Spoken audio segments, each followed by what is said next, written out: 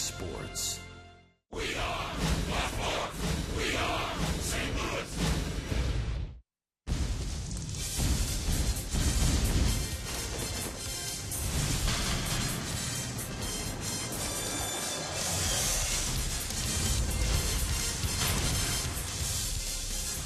This is St. Louis Cardinals baseball from Busch Stadium in St. Louis. Two historic franchises square off this afternoon. It's interleague play between the New York Yankees and the St. Louis Cardinals.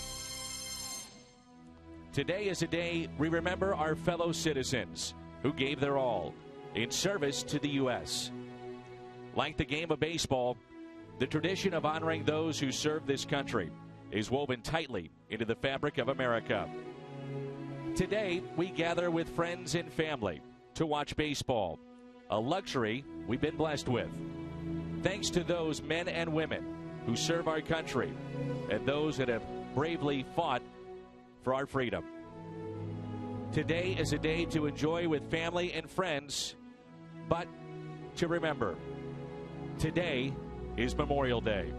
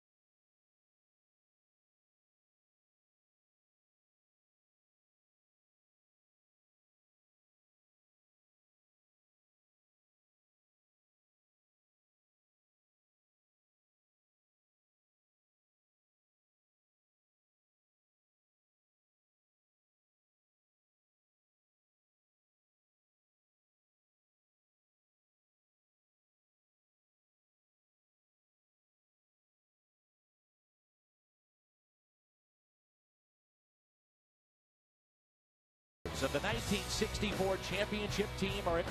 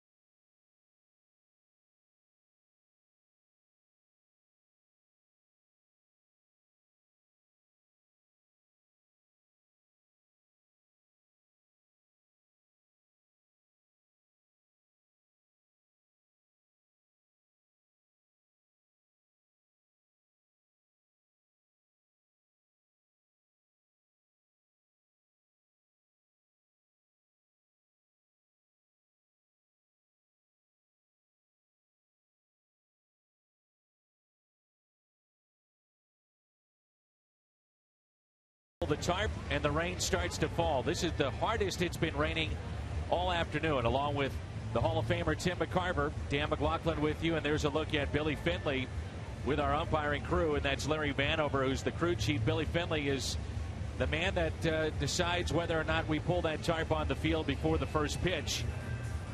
Billy, the head groundskeeper here at Busch Stadium. So the umbrellas are out. Good to see that we got the ceremony in. And we've got well over 40,000 in attendance. What we hope is a good day of baseball on this Memorial Day. 40 plus again, right? So be 22 straight home games with 40,000 or more. Lineups have been exchanged. And here comes Michael Wacha.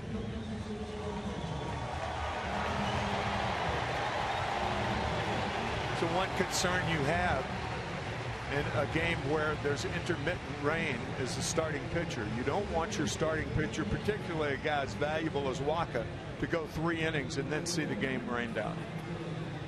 This will be the lineup that Michael Wacha will face today. Yankees as a team hitting .259, which is 8th in baseball. Brett Gardner, then Derek Jeter. He's played 6 games against St. Louis. Jacoby Ellsbury, Brian McCann, Yanveris Solarte, Ichiro Suzuki, Brian Roberts, Kelly Johnson, and the pitcher Chase Whitley, and they'll face Michael Wacha.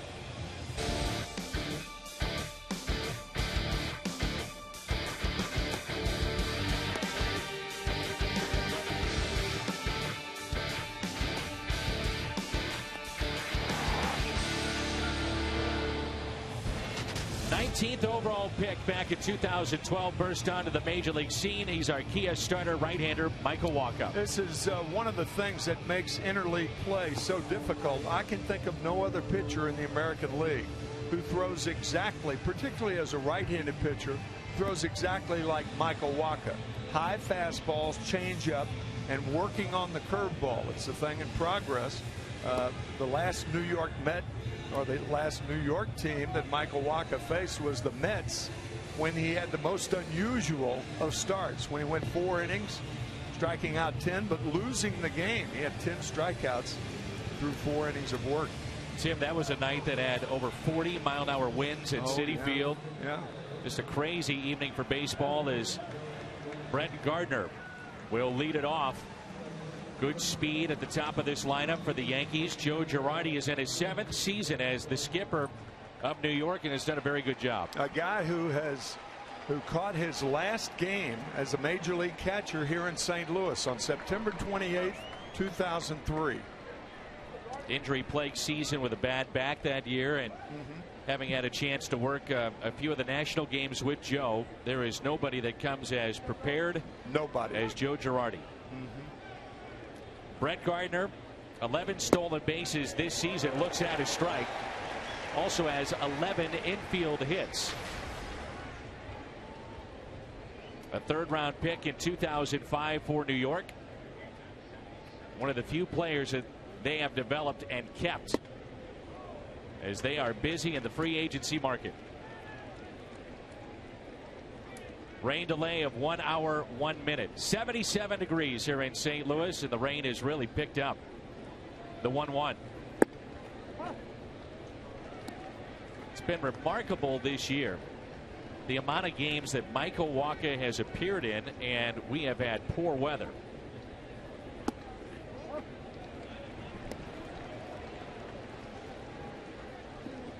And the last thing that either manager wanted to do was get their starter up, go through their bullpen, and then have a rain delay. That pitch was up and fouled back, full count on Gardner. Yeah, as we said, as you look at Mike Matheny, with intermittent rain delays and rain, your starting pitcher becomes your most important guy. Not that he's not all the time anyway. Pitch taken low, and a leadoff walk for Brett Gardner.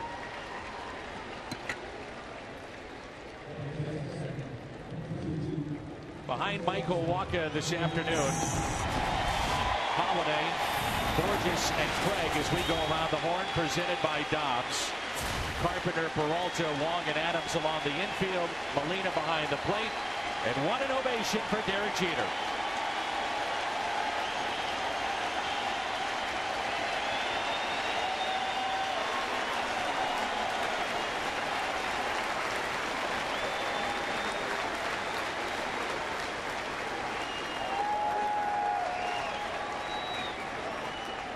In his 20th year, still a notorious early count hitter, first or second pitch.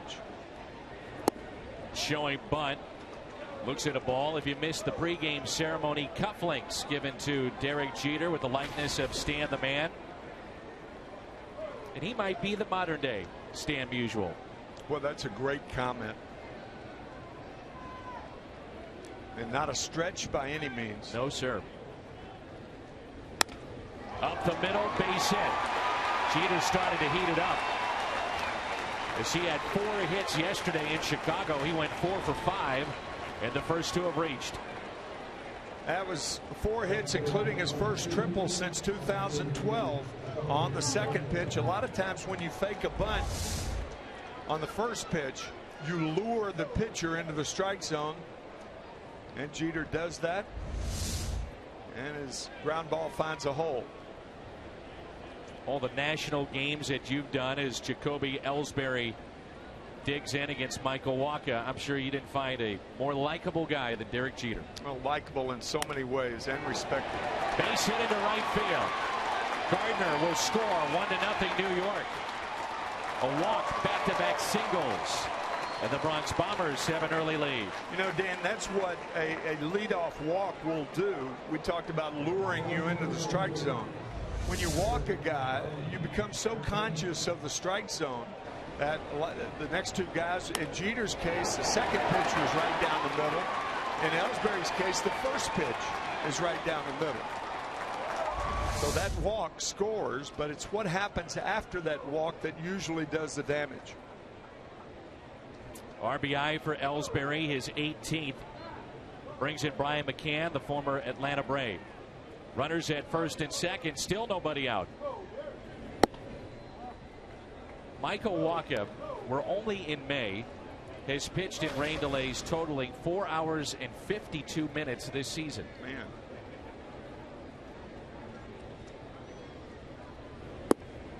There's that changeup in there for a strike. He's going to see a steady diet of left-handed batters in this lineup for Joe Girardi. Lefties hitting .231, the righties at .225.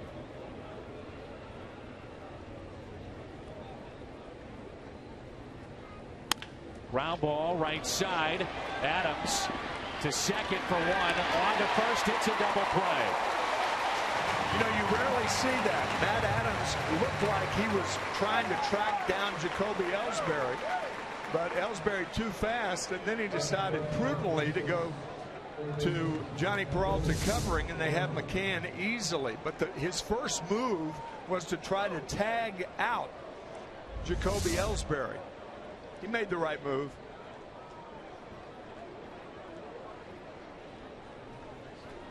Yangervis Solarte, a switch hitter, third baseman. And with Alex Rodriguez done for the season with a suspension, Solarte filling in.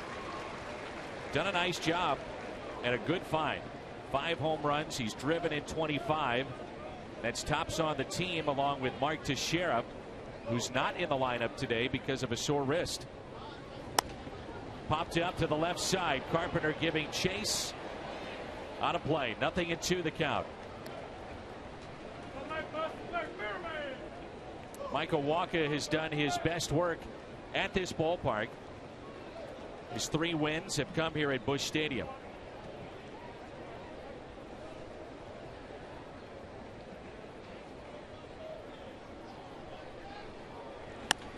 And a ground ball that is hit to short. Johnny Peralta makes the play. Interleague play, the first of 20 games this season for St. Louis. Half inning in the books. Yankees on top.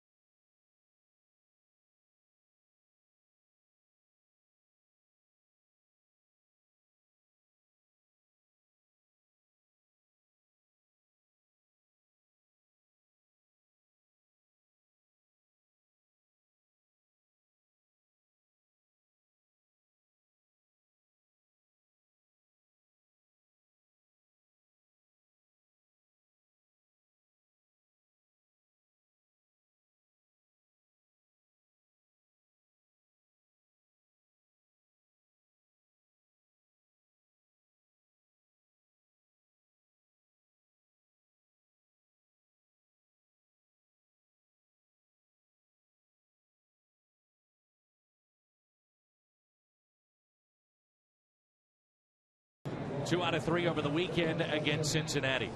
As Matt Carpenter will lead it off for the Cardinals, followed by Colton Wong and then Matt Holliday, who's reached base in all 21 home games this year. Matt Adams, Yadier Molina in the top 5 of hitting. Then Alan Craig, Johnny Peralta, Peter Borges, and the pitcher Michael Wacha. Chase Whitley gets the start, his 3rd for the Yankees today. He's a real find.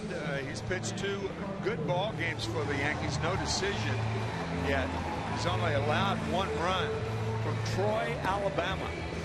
Matter of fact, he's actually from Ramburn, Alabama. Population 406. Not a lot of folks. You can play, they'll find you. That's right. Look at the Yankees defensively. Good speed in their outfield with Brett Gardner in left, Jacoby Ellsbury, the former Red Sox center fielder, in center, and Ichiro is in right. Great arm. Solarte at 3rd. Jeter, 3 years on the year. He's at short. Brian Roberts, Kelly Johnson on the right side of the infield, and Brian McCann is behind the plate. Last time the fans in St. Louis saw Derek Jeter in town was for the All-Star game in 2009. And right away a shift is put on here for Matt Carpenter. That's one of the Cardinals in this lineup we have not seen this used against. I was going to say, Dan, this is unusual right here, particularly early in the count. A good 2-strike hitter who normally will take the first pitch. So Jeter, this is also somewhat unconventional, where you put the shortstop at 3rd base, at least in that spot, and move your 3rd baseman Solarte towards 2nd base.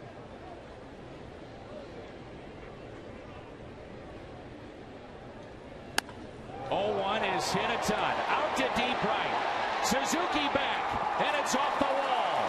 Misplayed it just a bit. Carpenter on his way to 3rd with a leadoff triple.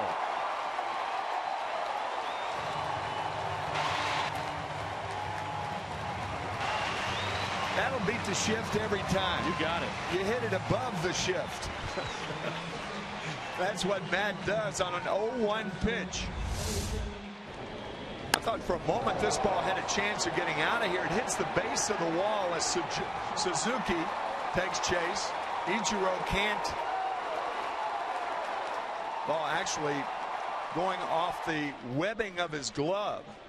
And Carpenter with triple number 1 on the year. Good chance here for Colton Wong. And he takes strike 1. Wong is riding a 7-game hitting streak, and the offense has picked up, Tim, as you know, with his emergence after being recalled from AAA. Sent down to Memphis for a couple of weeks, and he's been gold on his return. I mean, immediately, too, particularly that Atlanta series. Playing with confidence. Yeah. Cardinals have talked about a shorter stroke with him, but much more confident player. Here's a 1-1. Ripped into right, but pulled foul. What confidence does, it irons out all those problems.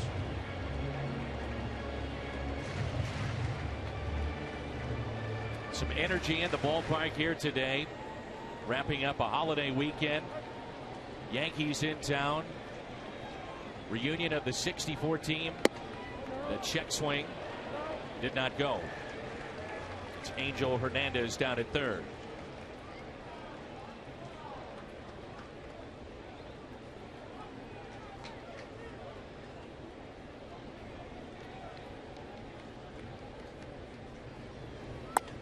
Spoiled by Wong. Joe Girardi has to be thrilled with what he has got out of guys like David Phelps, who will start tomorrow, who's a St. Louis kid. Chase Whitley. Rotation has been decimated with injuries.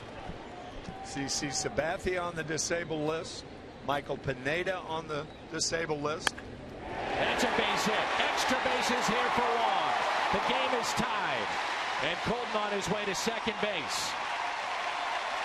It's now an 8-game hitting streak. This is almost the exact area where the fastball was to Matt Carpenter. It was 0-1 to Carpenter. It's 1-2 to Wong. right down the right field line. Played nicely by Ichiro. At Karam, very unusual and unlike Yankee Stadium. It's tricky down there in the right field corner. Now Matt Holliday, who's hitting .382 with runners in scoring position this year. That's 5th best in the National League. Not a lot of home runs for Matt Holliday, just 2, but he's driven in 27. And off the bat of Colton Wong, the hit speed at the century mark, 100 miles per hour.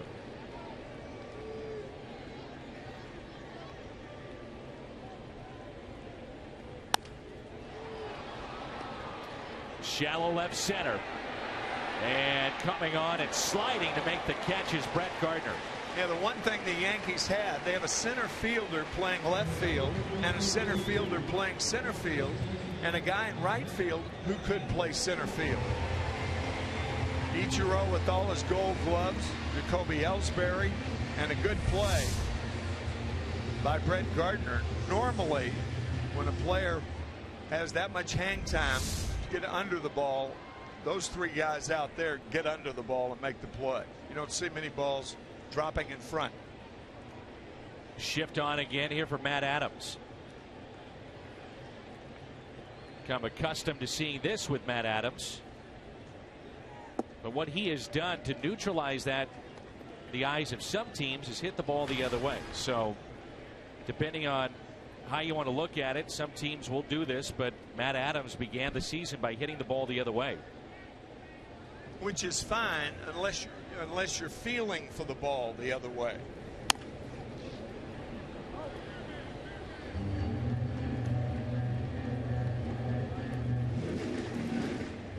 Describe what you mean, Tim, when you're saying feeling for the ball the other way. Well, in his normal swing, Matt Adams did not come to the big leagues hitting balls to left field. He came to the big leagues with thump, using that power he has. He weighs 245 pounds, and usually 245 pounders don't make their living hitting the ball the other way. A ball and a strike on the big slugger of St. Louis, and 1-2. Now see, that was a much more natural stroke the other way than feeling for the ball. Joe Madden, who I guess he's the guru of the shifts, the one thing that he wanted it to do, particularly to young hitters, is mess with their minds. And that's the one thing you have to keep the shift from doing, messing with your minds, and try to be as normal as you always are. Being a former position player, you know, you grow up, you play either high school or JUCO and college and minor leagues, and it's straight up, and then you see this. Yeah. As a former hitter, how much would that be in your head? Well, we talked about it earlier, about 3 weeks ago when we did our last game. The one thing the shift has done is taken away the middle, and that is the third baseman playing where the second baseman normally plays. Runner is going, and a throw down to third. Off the bag, sliding away from third base as the tag was applied by Jeter. And Colton Wong has been caught stealing for the first time in this 2014 season. He's now 7 of 8. Colton slides by the bag at third. Derek Jeter has to wait to see what the hitter's going to do, and realizing that Wong is off the bag makes the tag belatedly. Had he stayed on the bag, he's safe at third.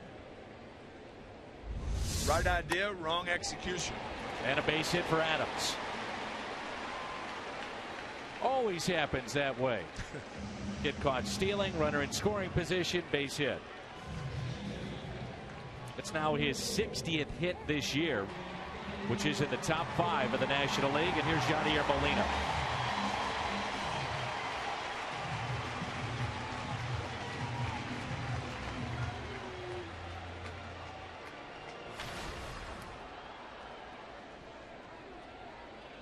These two teams saw each other in 2003 and then again in 2005. And the only players remaining from that interleague series are Derek Jeter and Yadier Molina.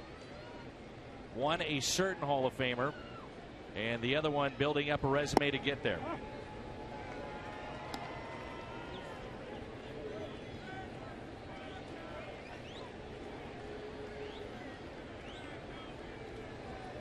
nice bookends right there. Ooh. Say so.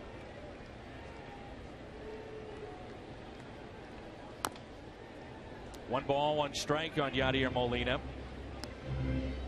Molina here at Busch Stadium this year is hitting .403. Only trailing Tulowitzki of Colorado, who's at .521. If you're wondering, the highest average ever by a Cardinal at home, Rogers Hornsby, 1925. He hit .478 for the year. That was a year before the Yankees and the Cardinals met for their first World Series, 1926. And we were talking about it before the game. Dan, who made the last out of that 1926 World Series? Babe Ruth, thrown out at second base trying to steal with the score 4-3 Cardinals. And the Cardinals won their first World Series, their first of 11. Trying to steal, huh? Yeah. Babe, get the ball out of the ballpark. Don't run into the last out of the game. But it doesn't tell Babe anything. I mean, not the last out of a World Series, too. Right. This is baseball royalty on display for the next 3 days. Yankees and Cardinals.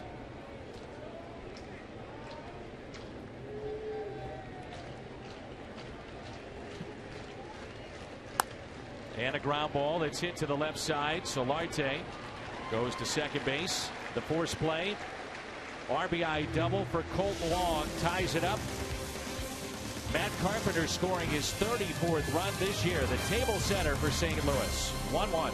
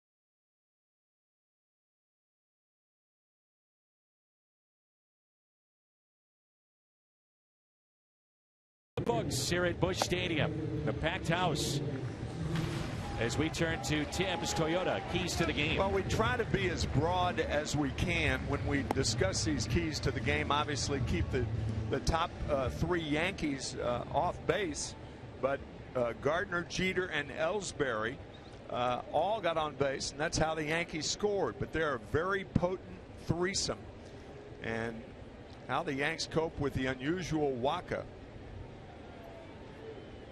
Reason we say unusual because it's fastball changeup primarily, and that is unusual for any American League starter. A strike to Ichiro underway here in the second. He has turned back the clock, hitting .351, no home runs, driven in 3. When I saw this matchup on the schedule, one of the things I was looking forward to was not only Derek Jeter first and foremost, and the Yankees coming to town, but also the return of Carlos Beltran, who really enjoyed 2 fine seasons in St. Louis, teams that went into postseason play, and he quickly became a fan favorite here. And right now he's on the disabled list. Ichiro hits it down the right field line, and that ball is just foul. I thought you were going to say not only Derek Jeter, but Ichiro Suzuki, and he's the third guy that I think Cardinal fans are interested in seeing play in this National League ballpark. That ball about 5 feet foul.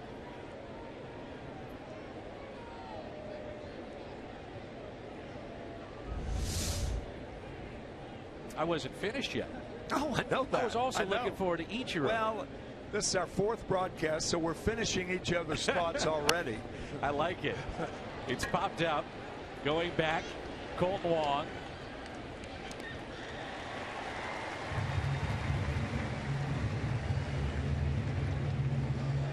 These two teams have met in postseason play in 5 different World Series. The most recent, 1964.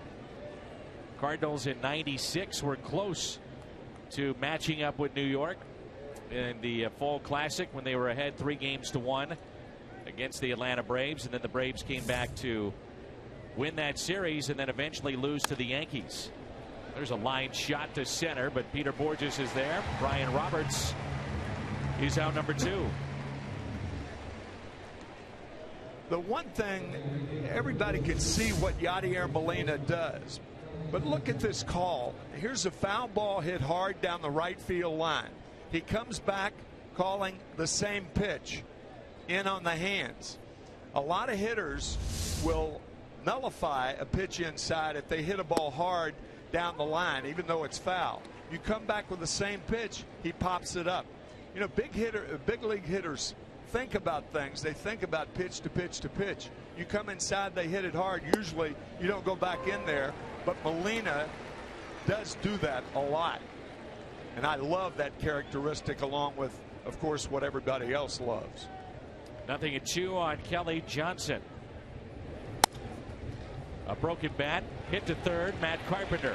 And a 1-2-3 inning from Michael Wacha. Midway through 2 at this Memorial Day. Hope you're enjoying it on Fox Sports Midwest.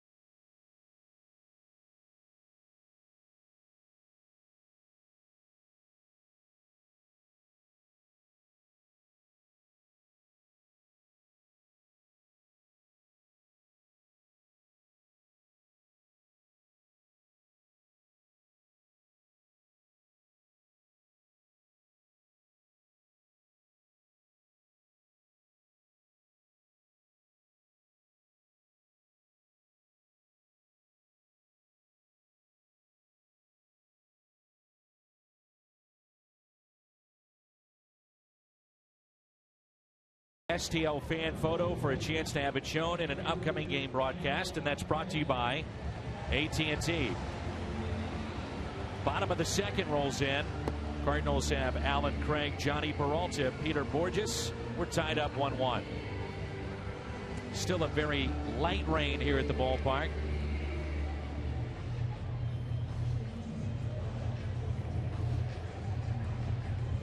Our day began with the ceremony of the '64 championship team. Derek Jeter honored before the game. And it brings in Alan Craig, who has 12 RBIs here in the month of May to lead the team. He has started to pick it up.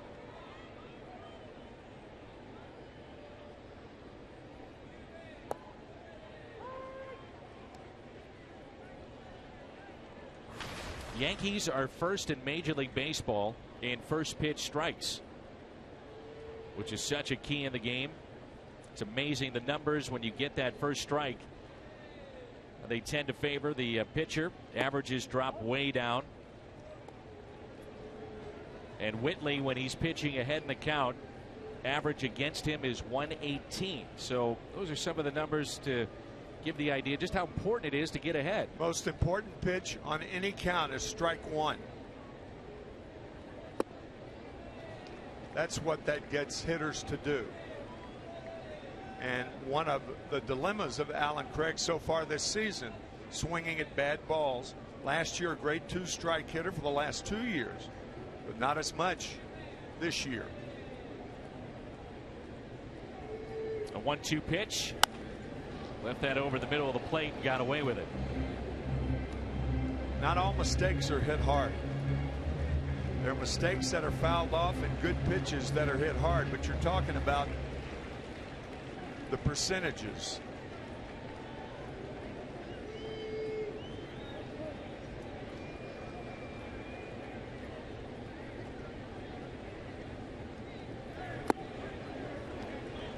Cardinals start play today, just a game and a half back of Milwaukee. And for the Yankees at 26-23, 2 games back of Toronto. The biggest surprise there in that division, undoubtedly, the Boston Red Sox. They have dropped 10 straight. Ouch. 9 games below 500. Craig gets underneath it, hits it in the air to center. 1 away. I'm sure Jacoby Ellsbury out there is heartbroken that the Red Sox are off that start, losing 10 in a row. The former Red Sox center fielder, developed by Boston. Yeah. Helping them to a couple of world titles. You see the teams around Major League Baseball on their uniforms, the camouflage in honor of our veterans and those that serve our military. The hats, you see the New York birds on the bat for St. Louis. And Peralta hits it down the right field line for strike 1.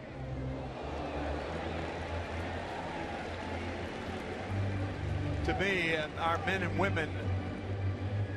women that protect us in the armed services, I don't think you could say enough about them and enough about what they do.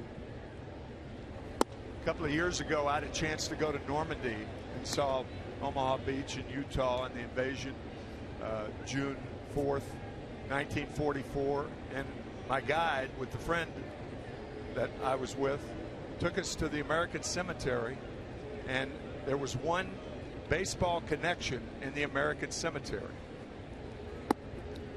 Paul Bauer, the brother of Hank Bauer, is buried in the American Cemetery. Hank Bauer, of course, the ex-Marine, a great player for the Yankees. I think he was on 5 World Series winning teams. Is that right? Yeah. As Peralta waves at it, strikes out. Speaking of the Marines, Cardinals pitching coach Derek Lilliquist, his son Derek is a Marine and serving our country right now in Afghanistan, and shortly will be coming home. So to all our men and women, we say thank you for your service. First strikeout for Chase Whitley as it brings in Peter Borges. Borges is average at .227 with 1 home run, and he has driven in 7. Hits a fly ball into shallow left center. Coming on, it's Brett Gardner. 1-2-3 inning. We hope to visit with the great Bob Gibson. We will. That's on you.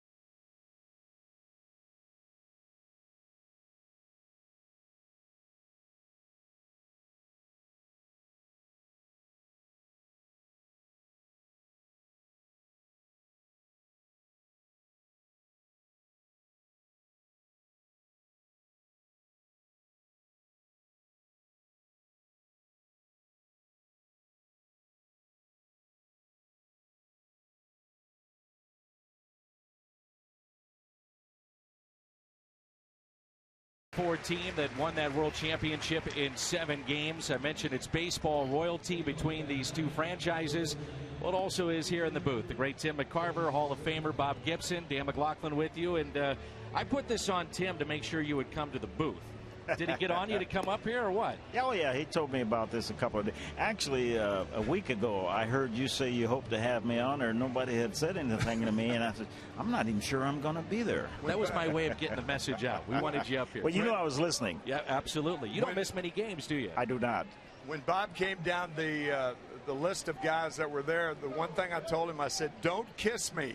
And the reason I said that was there's a famous photo after the Game 5 of the 1964 series where Bob has his arm around me and he's got the lips locked and all that sort of stuff, one of those deals. And anyway, that's why we hugged in the line. And a friend of mine said, do you have a special thing for him? I said, yeah, I do.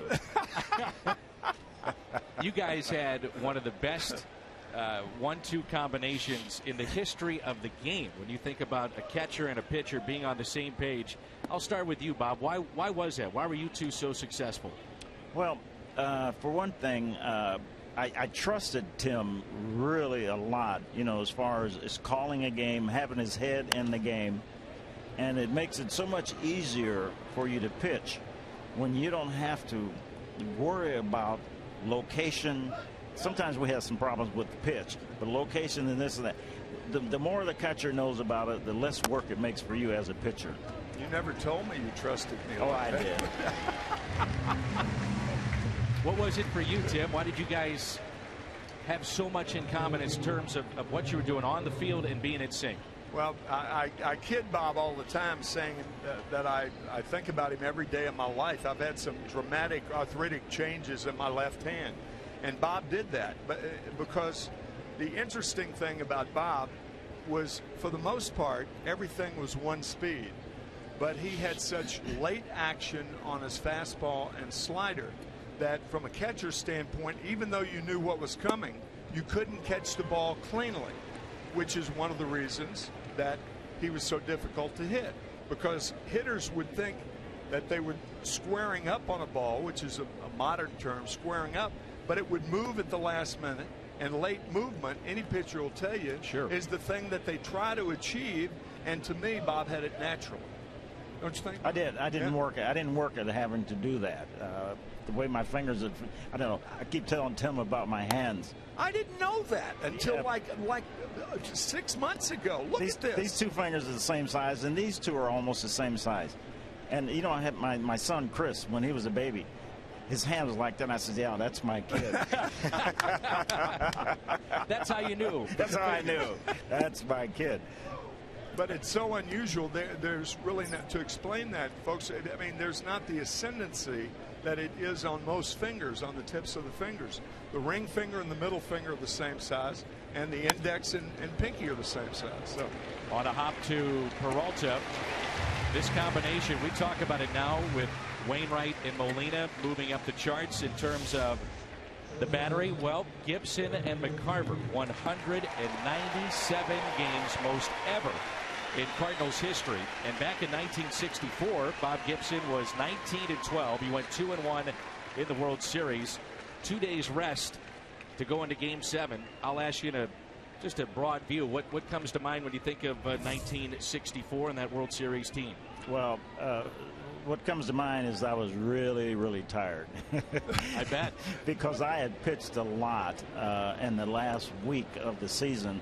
I pitched on a Friday. I got beat 1-0 by Al Jackson. And then I came back and pitched in relief on Sunday, which was 1 day. And then as we got to the end of the World Series, I pitched with 2 days rest for the final game of the World Series, and I was tired. I bet. You had in that season, regular season, 287 innings and 245 strikeouts. And then you had all the innings and 31 strikeouts in that World Series as Derek Jeter is at the plate. And the 0-2 is bounced. And while he's at the plate, Bob, you're in the Hall of Fame. He's headed to the Hall of Fame. What have you taken away from watching Derek Jeter after all these years? You know, I've been watching Derek for years. He's one of the guys, you know, I'm not really a fan per se, but I love to watch guys who are good at what they do. and I've been watching him for a long time. We'll take a quick timeout. Hall of Famers Tim McCarver, Bob Gibson with us. 1-1 midway through 3.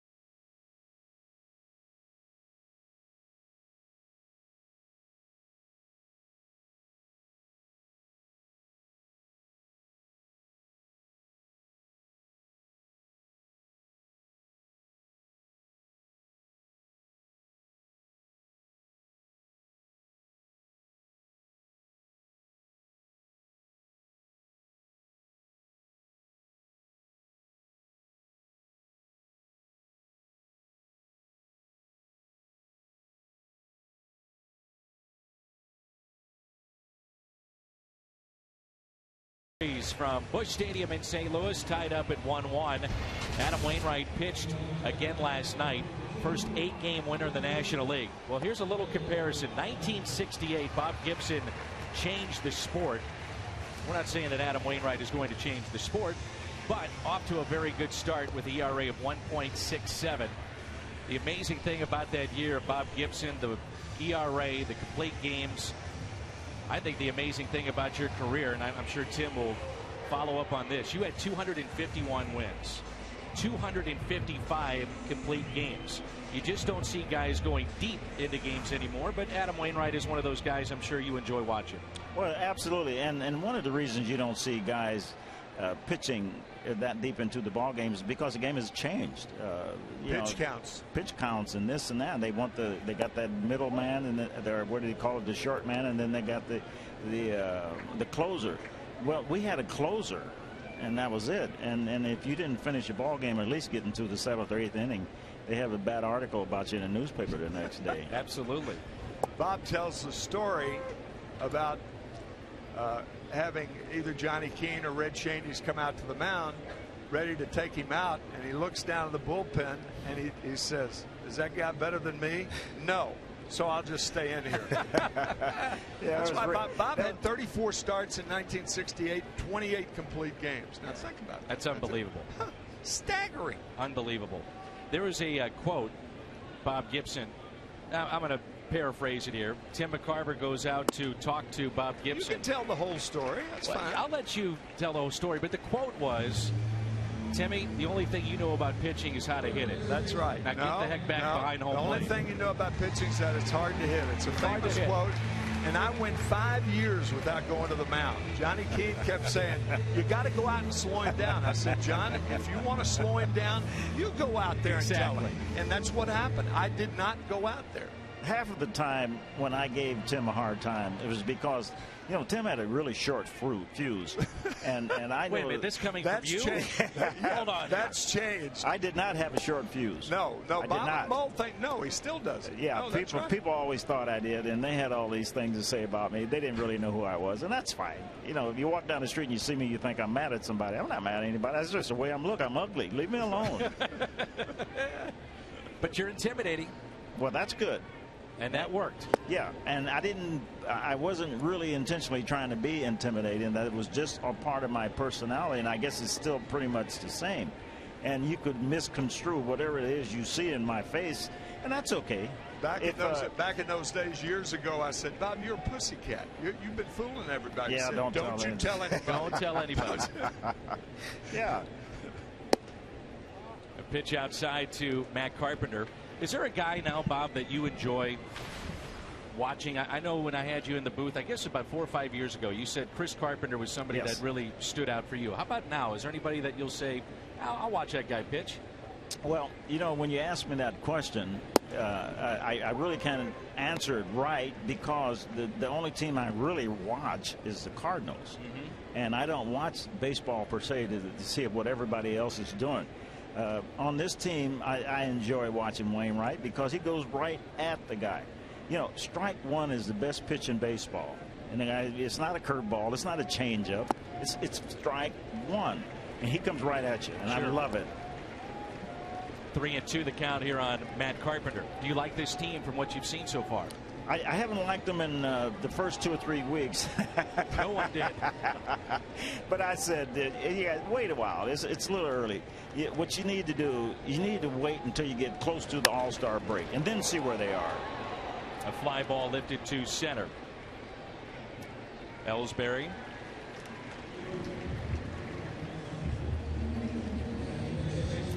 Take you back to 1968 for a moment. Bob Gibson, what he did after this date, 1968, you got better. How about the ERA? 0.96. And 23 decisions. Wow. I'll tell you what Bob could do that year, and I'll try to make it brief. He could throw a ball, a fastball or a slider, about a ball and a half to 2 balls, the width of it on the outside corner at will. Ahead in the count, behind the count. It got to the point where I thought, when he falls behind in the count early, ball 1, ball 2, it doesn't matter. Sure. Because it's going to come back and be in this little spot about a ball and a half wide. Colton Long out to left and a 2-out base hit. Do you ever sit back and say, and to me it's amazing, but I don't know if it ever is amazing to the guy that has done it, as Long hits it the other way. But this game has been around a long time, and you are the one primarily that changed the way this game is played, because they lowered the mound after your historic season. Does that ever resonate with you, that you actually changed the game of baseball? Well, you know, it's funny that you say that. If you take and look at that year, and it was supposedly be the year of the pitcher, there were a lot of pitchers that had some outstanding ERAs that year. Marichal, 26 wins, 30 complete games. Denny McLain had 31 wins. Yeah, and then what's his name, Tian over there, he had a great ERA. But it aggravated me when I thought that they blamed it all on me. And it wasn't that they blamed it on me. It was that they took away the pitcher's weapon and they gave it to the hitters. Slope. Yeah, and as a matter of fact, I'm still mad about it. Well, you should be, Bob. Yeah. So Slope. I just wonder if there's somebody that I can sue at this late stage of the game. How well you know Bud Selig? I do know Bud. We'll give him a call. Yeah, I'll talk to him. It's a foul ball off the bat of Matt Holliday. 1 ball, 1 strike with 2 outs. And Colton Long, the runner at first base. The Cardinals were winning 5-0 on a day in early August. And Jim Ray Hart of the San Francisco Giants led off the inning with a triple. I went out about halfway because I didn't go to the mound. I went out about halfway and I said, Bob, ball back to you. You say that as a catcher 1,000 times through your 1,000 times a season. Ball back to you, you're going to first. He said, no, I'm not. I'm coming home.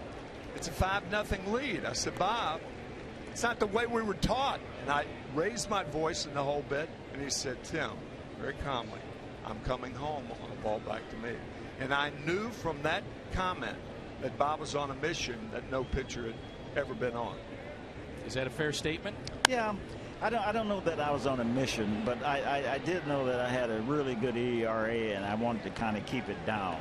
Well, then what do you call it? What do you mean it wasn't a mission? Well, you know, there was another time when we had a situation where there was a man on first and third. I can't remember how they got there. I must have walked both of them. No, I was just kidding. And it was on first and third, and it was less than 1 out. And Tim came out to the mound. He said, Maxville's covering. And I said, no. He said, what do you mean? I said, I'm not going to Maxville. And he said, why? I said, because we only get 1 run a game. And if I give up a run, we're going to tie this game, and I'm going to leave out here with no decision, so I'm coming home. That's it. That's it. So Bob really not only changed the game, I think, but changed the thinking around how we played the game. Sure.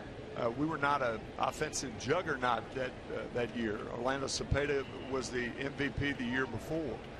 But Bob changed the thinking of pitching and in a unique way from my stand, not only because of his control and his stuff, but the way he started thinking about, I don't care who it is, we may have learned it that way, but we're going to do it differently this year, and we did. You know, the strike zone obviously is something that's talked about an awful lot. When you're watching games, does that drive you crazy too, to see how the balls and strikes are called?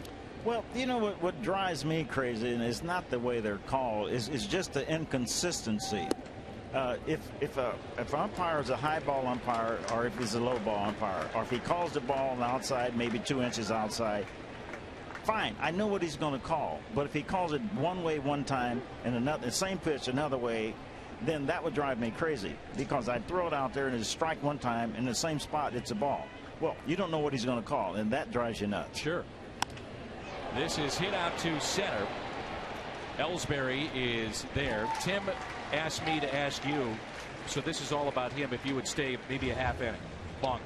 Yeah, just send a check to, We'll send a check. Getting the check in the mail, Robert. Bob Gibson is with us.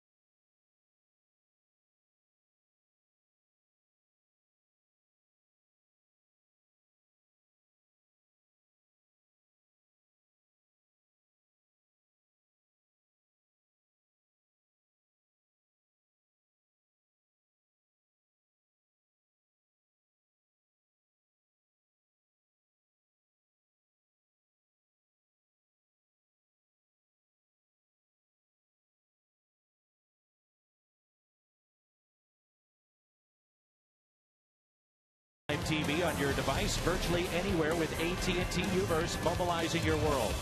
By Schnucks, your neighborhood hometown grocer for 75 years. And by the St. Louis Science Center, where we specialize in making science fun. Yankees at Cardinals, game 1. A celebration of the 64 championship team. Bob Gibson, Tim McCarver, Dan McLaughlin with you. Bob's been kind enough to stay with us for another half inning at least. Ellsbury, McCann, and Solarte due up for New York. We're talking between innings.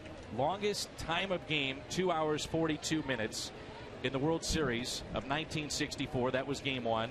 And your earnings, $8,622 for winning the World Series. But, Bob, you got a Corvette. So the Corvette was a little extra for you. Yeah, and I had a family. I had a family at the time, and the Corvette wasn't very practical for me because I had a couple of girls and a wife, and I couldn't figure out how am I going to get all those people in that car. So I sold it. And you got another one in 67. Another one in 67. Should have got one in 68, but Brock didn't slide into home, so we didn't win that one. But the 64 summer and season brought Lou Brock to St. Louis, and one of the great trades ever. And obviously, when you think of Lou Brock, that was for both you guys one of the big difference makers. We don't win it without him. No question about that. I make a lot of fun of Lou and his feeling, but Lou was the reason we got there. That's right. You know, keep in mind that we won it on the last day of the season. And to me, I've been asked a lot that were we intimidated by the Yankees, and the answer is no, because we didn't have time to be intimidated by anybody. We had 2 days to rest for the series, not to prepare for it, but to rest for it. And that was it. The end of the season was on a Sunday, and Wednesday the Yankees were in town. And I think that kept us from thinking too much about who we were playing. And 64 was. Oh, go ahead, Bob. Well, we had a fight on our hands. You know, the Mets beat us 2 games in a row, and we had to win the game on Sunday. We just had to win it. You're not going anywhere. We got another half inning. Okay, that was too quick. Yes. Okay, good. Bob Gibson is with us on Fox Sports Midwest.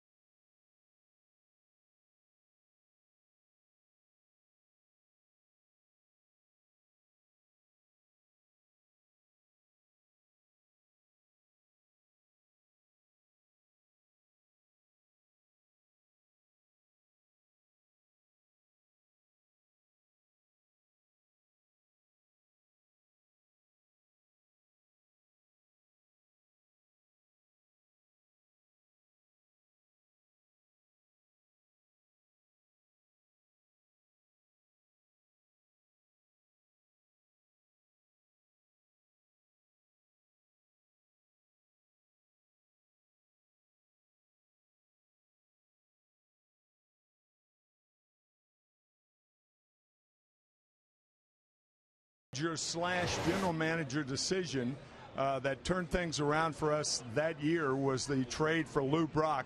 And Johnny Keane, our manager, saying, Lou, open things up, run whenever you want to. And that made a huge difference on our ball club. And they wanted to run our general manager, Bing Devine, out of town because he traded Brolio to the Cubs for Brock. And of course, he was fired 2 months later. Yeah, and Brock went from that trade into Cooperstown. Yeah, right. Season without Stan, but then you add the great Lou Brock all-century and the retired number 20. Bob Gibson is with us. Tim McCarver, Dan McLaughlin with you, and that 64 championship team. Pretty amazing when you think back, and I think we've all focused on you guys beating the Yankees and leading into this celebration, but to just get to that point, you guys alluded to it, you know, it was 12 games to go. You're out by 6.5. I mean, that's one of the amazing stories in all of baseball. The Cardinals had it in 2011, but you guys kind of originated that with 1964 and how you came back. Well, you know what helped us was the scheduling, because the teams that were in front of us had to play them each other at the end of the season. We didn't have to play them. Cincinnati and Philly. Yes. Right. They played the last 2 games of the season. Had we lost on that Sunday instead of beating the Mets rather handily, there's the only 3-way tie in the history of baseball. Wow. We saw Mike Shannon on the pregame with you. Now, coming out of that 64 team, we've got Tim McCarver, Hall of Fame broadcaster, Bob Uecker, Hall of Fame broadcaster. We got Mike Shannon, Cardinals Hall of Famer. When you see that guy, Bob, what comes to mind when you think of the Moon Man? I think of a lot of crazy things when I see him.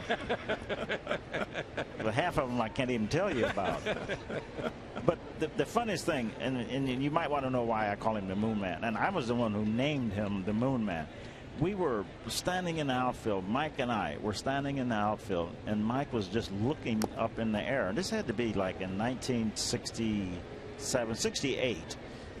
And he was looking up, and I walked and I looked at him. I was standing next to him. I said, "What are you looking at?" He says, "The moon." I said, "Okay.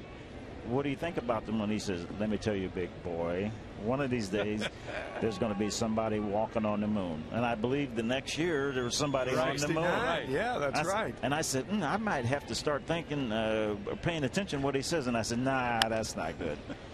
I think you were telling me a story that there was a home run that was hit off you, and Shannon was playing the outfield at the time and went back and acted like he was going to catch it and scaled the wall, and you said it was just Mantle.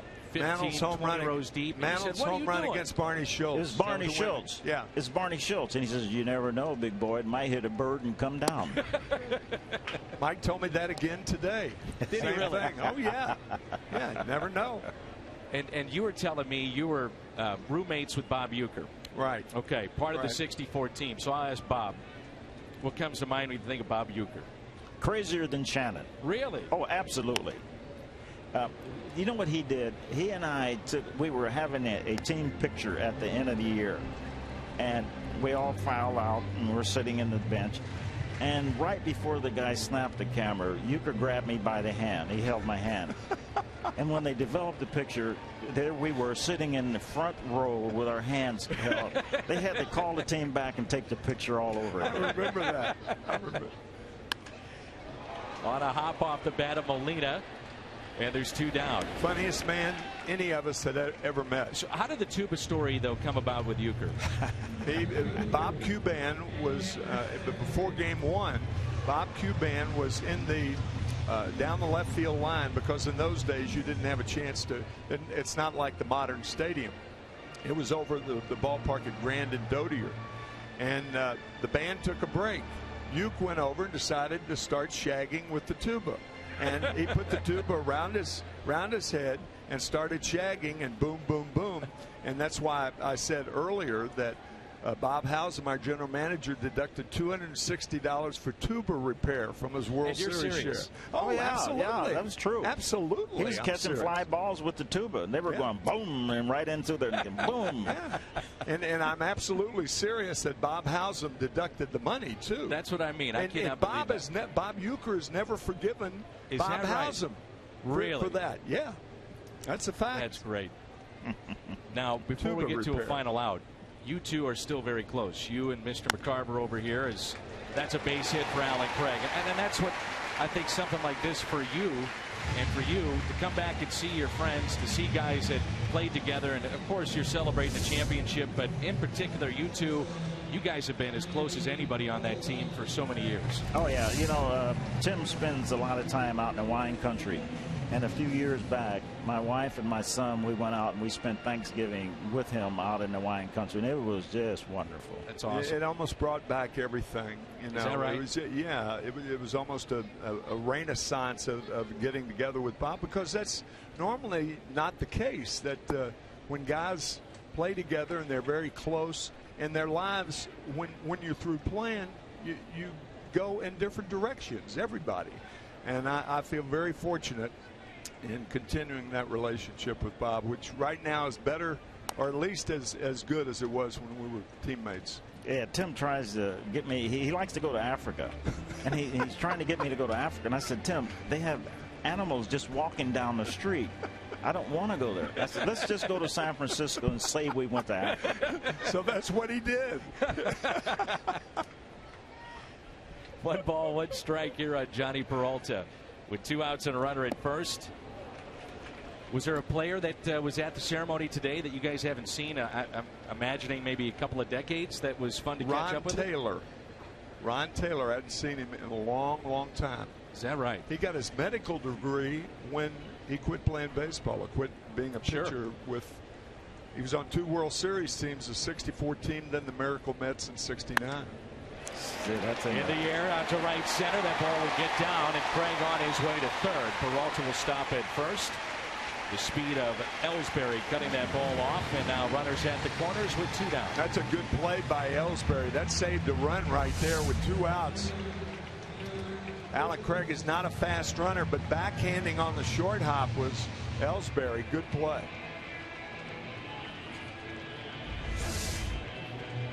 Bob, before we let you go, I've talked to Tim an awful lot about Yadier Molina, and obviously those two same position. But you know, when you look at Yadi, what is it about him that you like that maybe the average fan doesn't pick up on? Oh, I don't know if they don't pick up on it or not, but he's the best catcher I've seen. Period, bar none. And I've seen some pretty good catchers. And you know what? One thing I loved about him is when Pujols was here. Obviously, he and Pujols had some kind of signal to pick guys up at first, off of first. But Yadi would catch the ball, and without even looking at first base, Pujols would run in, and Yadi would go bang, and he'd throw it down to first. He picked about 10 guys off at first base. With left-handed hitters hitting, because he could hide behind the left-hander and with that strong arm, kind of disguise the throw. But more important than that, when Yadi first came up, he could not hit. He was not a good hitter. He's made himself one of the best hitters in baseball right now. No doubt. Hall of Famer, you think? Oh, I think it's too early to say Hall of Famer. And the reason you can't, you don't know if a guy's going to get hurt or not. Ellsbury makes the catch in center. Outstanding to have you with us as always. Thank you. Great to see you. Timmy, I'll see you later. All right, Bobo. The first pitch, Gibson to McCarver. And a celebration of the 1964 team. What a moment.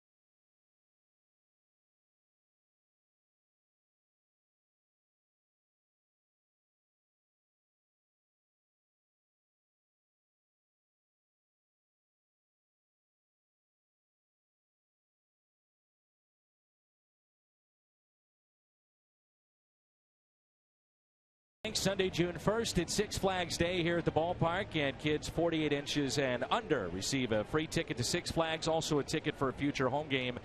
That's part of the Ritz kickoff to summer weekend, Six Flags Day. Tim McCarver, Dan McLaughlin with you on Memorial Day 2014. I'd have to say that was two of my favorite innings I've ever been able to broadcast, having you and Bob Gibson in here. Well, that's nice, Dan. Thank you. Sensational. Ichiro Suzuki popped out his first time up. Interesting story about Ichiro, Tim. He had the single season record for hits, 262. He set that back in 2004. Well, he was an all-star in 2009, game played here in St. Louis, and he went to the grave of George Sisler and laid flowers at the grave. Wow. And did that because he broke his record, which was held for a number of years, the single season hits record. And George is buried in this area, and he's thought so highly of the fact that Sisler's family flew to Seattle to see him break that record that he felt it was his way to pay his respects. So he laid flowers at the grave of George Sisler. For 4,000 hits combined, Japan and Major League Baseball. The second walk issued by Michael Wacha. You can follow every Cardinals game with MLB.com at bat on your favorite mobile phone or tablet. And you can download that at Cardinals.com right now.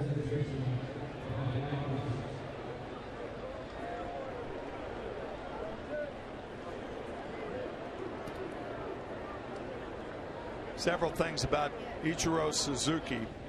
And the one thing that stands out in my mind, in many ways he was like Lou Brock. You couldn't hurt him. I never saw Lou Brock in the training room. And I get the feeling that Ichiro's like that. He's rarely hurt. He rarely limps. No hamstring pulls. Takes immaculate care of himself. That's why he's been able to play this long. Ryan Roberts hits it down the left field line and out of play. Special diet.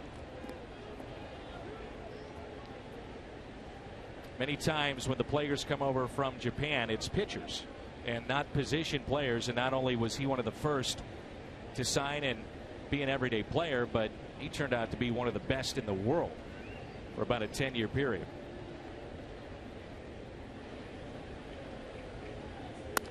And that's a base hit into right field.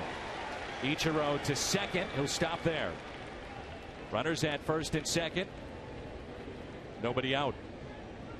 Brian Roberts taking advantage of Matt Adams holding Suzuki on. Speed affects games in many different ways. This ball is down. Roberts just drops the bat head on it. Lines one to right.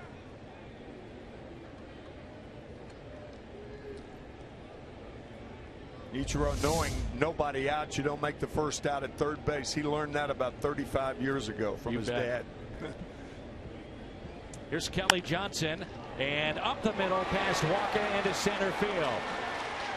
Throw will go to third, offline, and the runners advance to second and third, and a run scores to make it 2-1 New York. Kelly Johnson with RBI number 13. And a poor throw by Peter Borges, missing the cutoff man, allowing Johnson to get to second base. Way over the head of Johnny Peralta, and the throw errant toward the left field side. So not only is Roberts safe, but Johnson goes to second base. And here is the pitcher, Whitley. Infield is drawn in, second and third. Whitley puts it in play. It's hit to short. Peralta looks back, the runner, one away. This Memorial Day, Fox Sports Supports especially proud to recognize the Army's Gold Star Pin campaign that honors the families of fallen service members. To learn more, visit goldstarpins.org.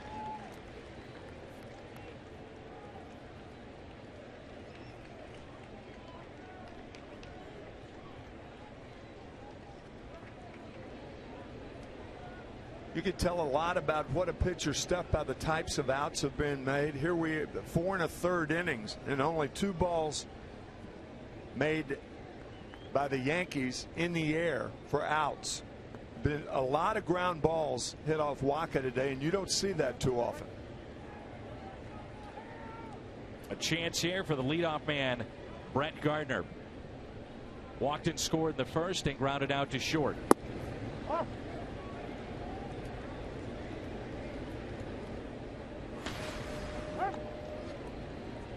Boy, that was fun with Bob Gibson.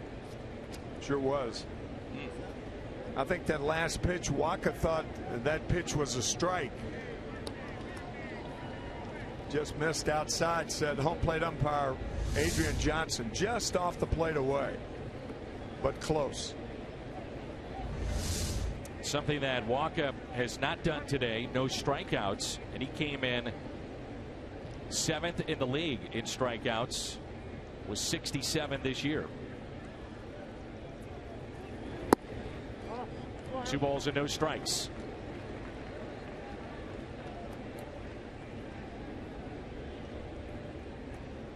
And a rain delay to start this ball game. 1 hour, 1 minute. Matt Carpenter is right on the bag.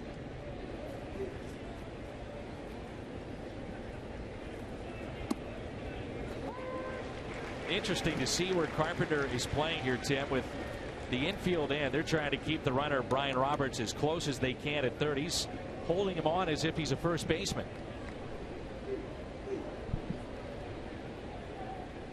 Thing about it is, Brett Gardner could pepper that hole on the left side by doing that.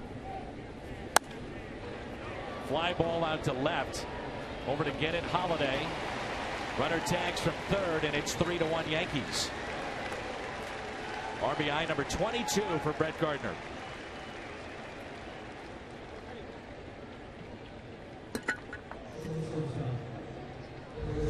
Brian Roberts scoring easily on this ball. It's deep enough. Derek Jeter coming up. It's interesting to note that in Michael Wacha's last start, he was hit on the elbow, the right elbow, by that foul ball, taken out of the game in the 6th inning. And you have to wonder at least a little bit if perhaps he's suffering from some ill effects from that. Maybe.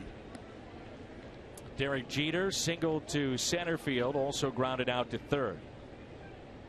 Yesterday, he is 39, third oldest Yankees player to have 4 hits in a game.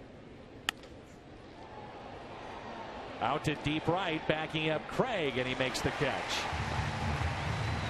The other 2, Enos Slaughter and Bert Campaneris.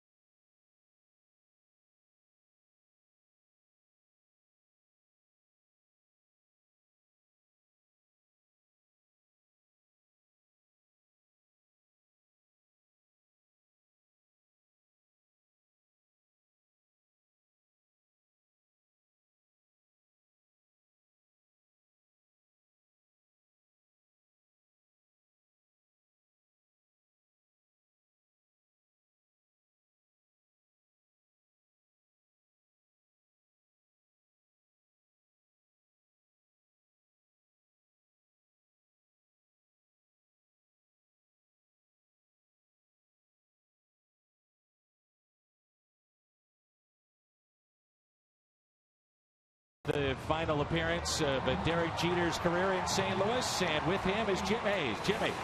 Yeah, Ozzie was part of the ceremony that honored Derek before the game. When you think of Derek Jeter, so many things to like, a long storied career, the way he carries himself on and off the field, what stands out to you? Well, the thing that stands out, one of the things I told him today is we talk about him being the great player and everything. I said, I'm going to give your mother and father all the credit, you know, because he's been very exemplary. He's been very professional. He's carried himself in a very professional manner. And as most people know, it's not easy to play in New York without something going on and something happening. But you've never heard any bad things about him. He's been a great ambassador for the game of baseball. Yeah, people talk about young players and how Derek has served as a role model. I guess that's something you can relate to a little bit. Well, certainly. You know, the older you get, I guess you work hard at being representative of what the game of baseball is all about. And he certainly has been that. when you get a chance to talk to him, what things do you guys talk about? Two elite level shortstop. Well, we just talk about the fact, we talk about things, how the game has changed a little bit, what's good about it, what's not. Yeah, it's all of those things. It's one of those things that I think that as a professional player, we've always worked hard and have always been taught or come from an era where we talked about how we should represent the game and represent it in a professional manner, and he's taken heed to that and has followed in the footsteps of some greats. Obviously, it meant something to you that you were down there as part of that ceremony, right? Well, certainly, being a part of it and having been here so long, and I told him I got his seat waiting for him in the Hall of Fame. Well, thanks for the chat. We appreciate it. All right. Thank you. Always great to catch up with Ozzie, Dan. Okay, good stuff, Jim. Thanks. A strike to Matt Carpenter. Ozzie Smith talking about Derek Jeter. It's the Wizard talking about the man from Oz. How about that, huh? Derek Jeter grew up in Michigan and Kalamazoo. But he Kalamazoo High. Yeah, grew up a Yankees fan, too. Yeah.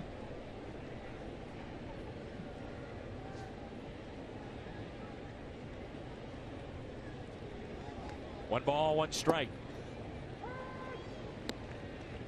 Jeter drafted 6th overall back in 1992. Phil Nevin was the first overall pick that season.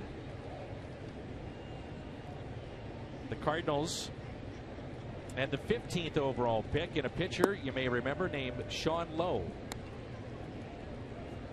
Highly thought of but never really materialized. And in front of Jeter was Phil Nevin, Paul Shuey, had a nice major league career. Right-handed pitcher. B.J. Wallace, Jeffrey Hammonds, and a fly ball out to center. Ellsbury.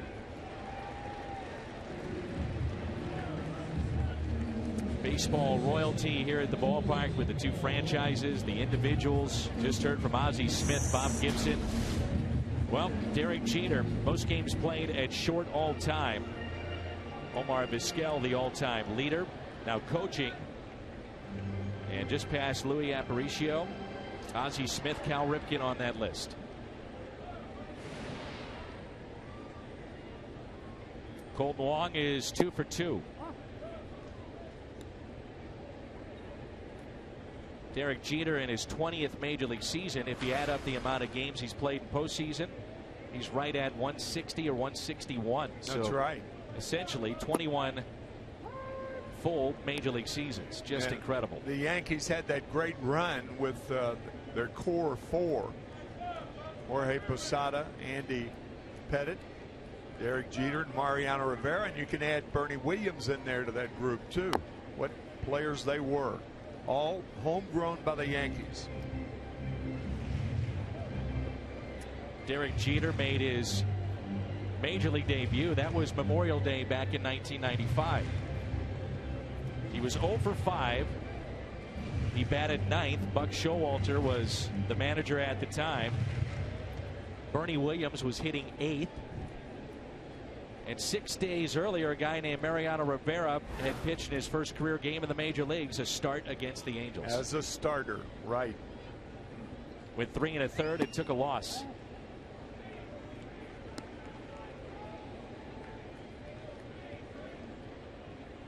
I think that often gets overlooked when you think of that Yankees run. You know, people talk about how much they've spent, but it's how they drafted leading into that run that set the table. Absolutely. Wong hits a fly ball out to left center, and Ellsbury makes the catch. He's headed to the Hall of Fame, and a Hall of Famer was there to greet him, Ozzie Smith. It's been a special day here at the ballpark. Cardinals trail 3-1.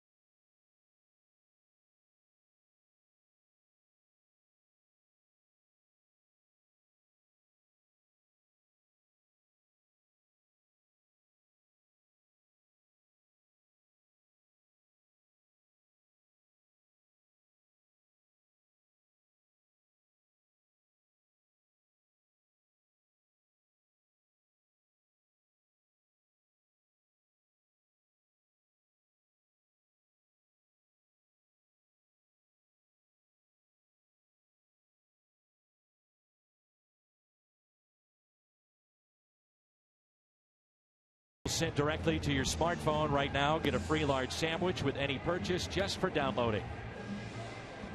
Chase Whitley completes 5 innings. That's the first time he has done that in the major leagues. 81 pitches on the afternoon. That's also a personal high.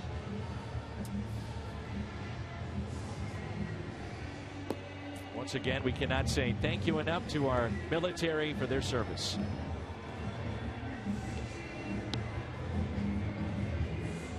Ellsbury, McCann, and Solarte against Michael Wacha.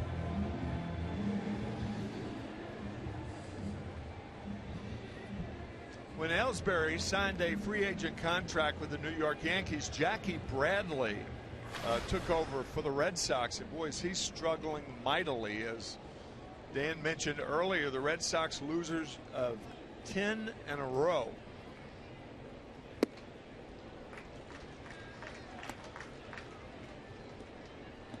Ellsbury, a very good player. You know what I think? I think the Yankees got a deal with Ellsbury. Really? I think they got a good deal. I think they paid him $153 million. And at the prime of his career, like he is, in my opinion, this guy was a steal for the Yankees. Now, he wouldn't have been a steal for other organizations, but he was for the Yankees. Biggest question mark, I think, in that deal, just like any long-term deal, is whether or not a player can stay healthy. Right. He has had some problems. Yeah. That's a valid point. However, when healthy, produces big numbers. Yep. I think had he been a player that played 155 to 160 games a year, the money would have been much, much higher. No doubt. 2-2 the count. Yankees went out and spent on Ellsbury, Tanaka, Brian McCann. Not shy about spending money for Joe Girardi's club.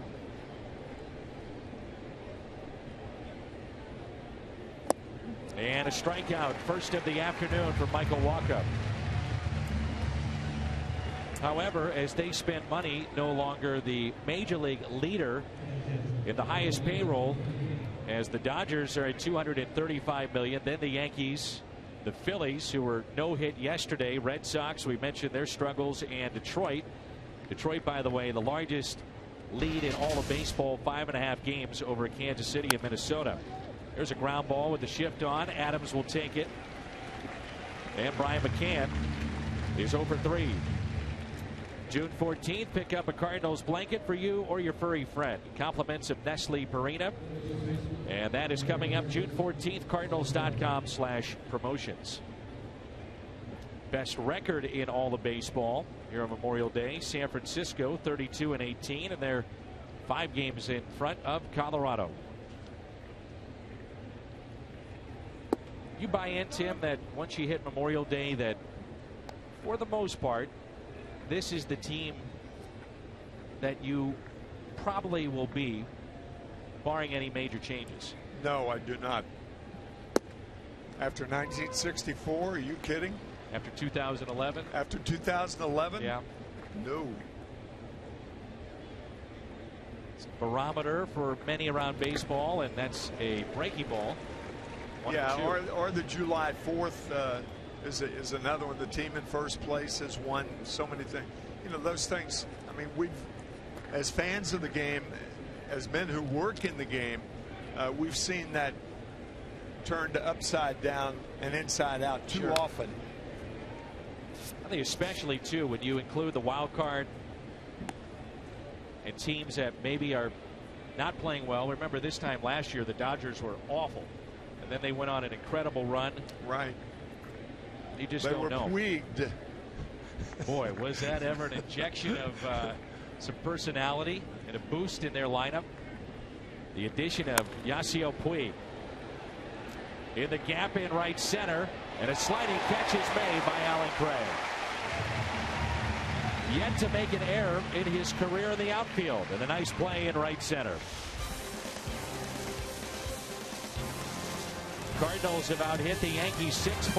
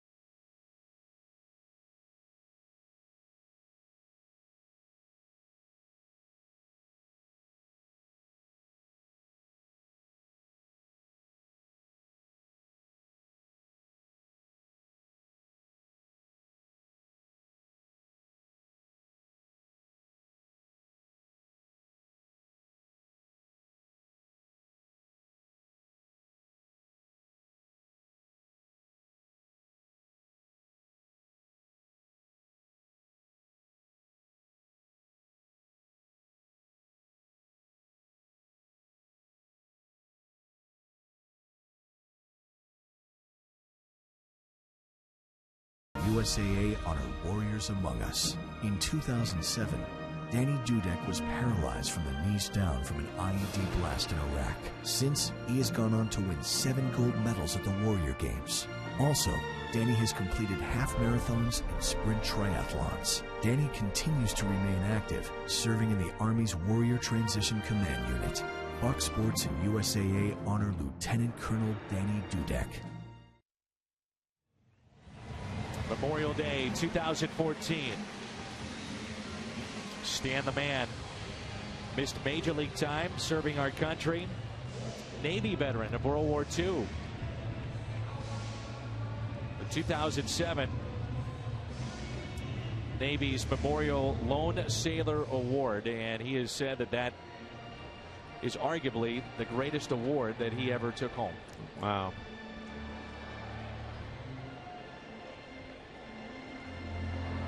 Here is Matt Holliday.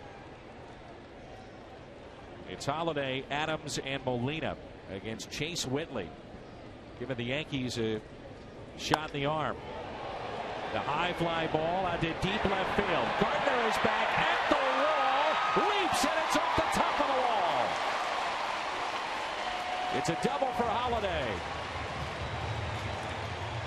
Only thing about that is Matt Holliday was being an umpire at first base. He wasn't running hard, and the ball hit the top of the wall. Matt was into his home run trot before the home run. It's the thing, you know, you can't play umpire. You got to run hard, and that ball possibly could have been a ball where Holliday gets to third base. Matt's not a fast runner, and with nobody out, you're going to be safe at second base. But he almost stops at first. Right there. Sure that Gardner had to scale the wall like he did. Don't know.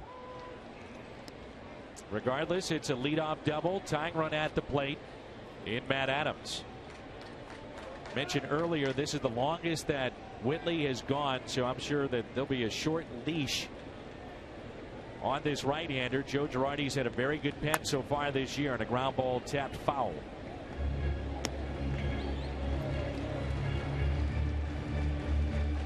The right-hander up and throwing. They have one lefty in their pen, and that is Preston Claiborne, the right-hander throwing. Yeah, Matt Thornton, the only left-hander for the Yankees in their pen. I think they're going to do something about that before the month's out. Get another left-hander somewhere.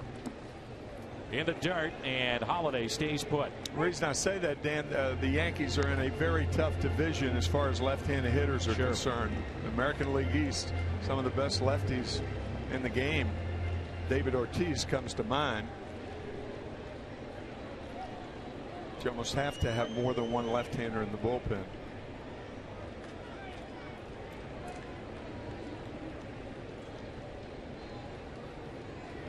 One-two into center field and a base hit. Holliday held up at third. Matt Adams, another multi-hit game. That's his 21st. Tops in the National League in that category. He came in hitting .366 against right-handed pitching, and that's on the rise. Yeah, that pitch looked like it was about 3 or 4 inches outside, and it was off the end of the bat. And Matt plops one into center field. So the Cardinals with their best opportunity of the day to score. Some crooked numbers. Molina is 0 for 2.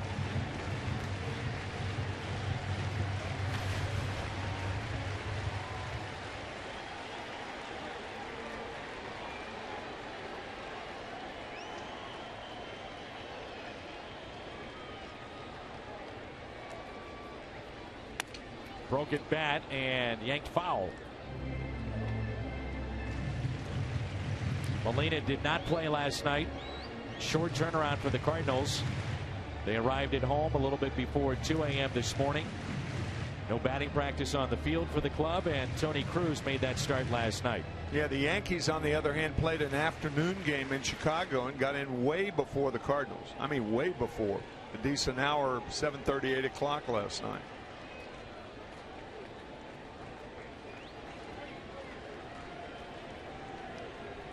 biggest at bats so far for the Cardinals in this game.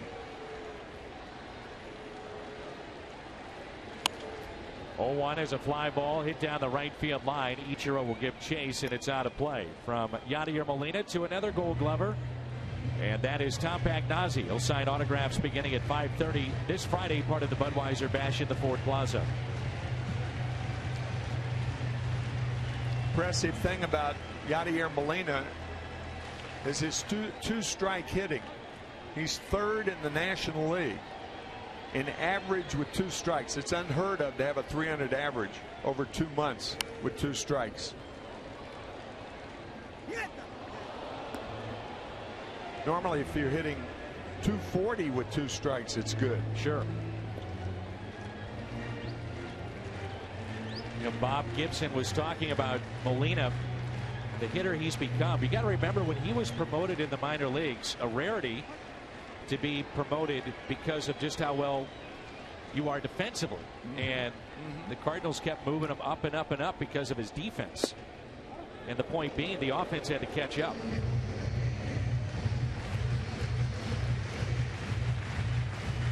You're right, that is unheard of.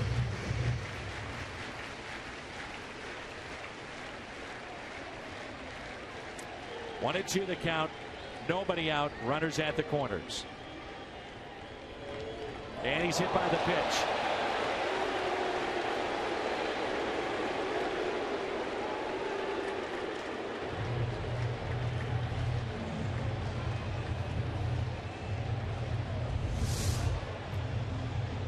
Ball got away from Whitley. Hits Molina in the left tricep. And that loads him up for the Cardinals for a new pitcher. The right-hander Claiborne coming on. Bases loaded. Alan Craig due up when we come back.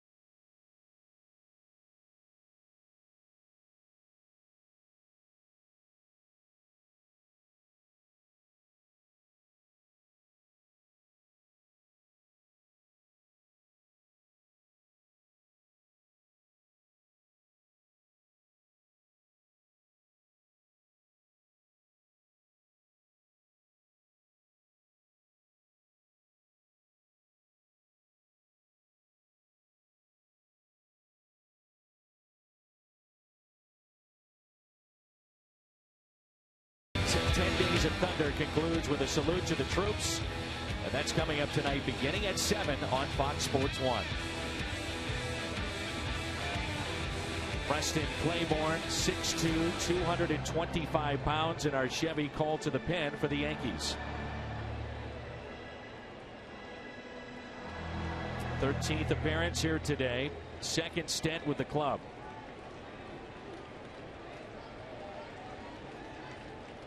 This may be your ball game right here this inning. Yeah, when a pitcher like Claiborne comes in the game with the bases loaded and nobody out, he's looking for a ground ball. And the pitch to do that with is not a breaking ball, it's a fastball.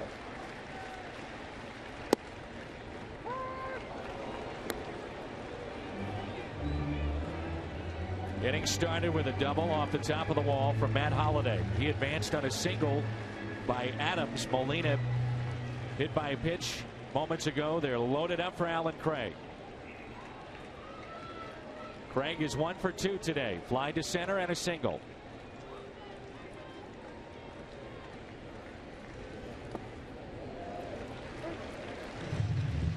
Good play by Brian McCann, the Yankee catcher. That fastball goes in the dirt. Not that that was in the dirt, but he caught it with the glove on the ground.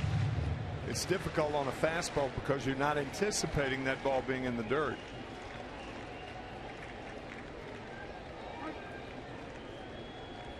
One grand slam was late last season against Cincinnati. Ground ball. Hit slowly to Jeter. Out at second. Safe at first.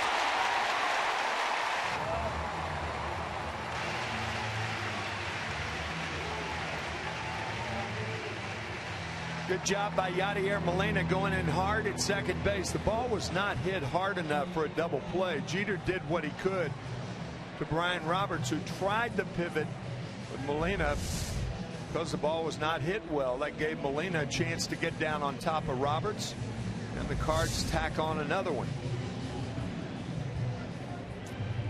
Runners at first and third for Johnny Peralta. He is struck out and singled.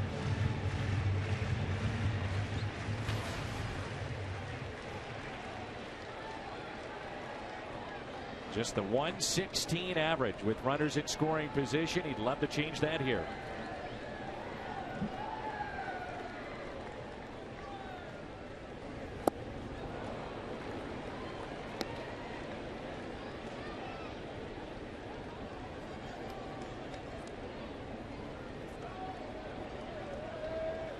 Just 2 out of 10 in this spot. Runner at third and less than 2 outs.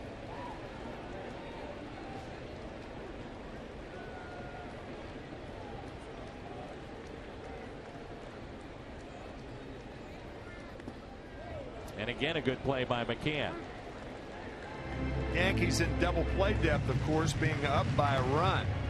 But if a ball is hit slowly to third base, Solarte has the option of coming home and getting Matt Adams. Infielder has to determine the speed of the ball as to whether it's a double play ball, double play speed to go for it.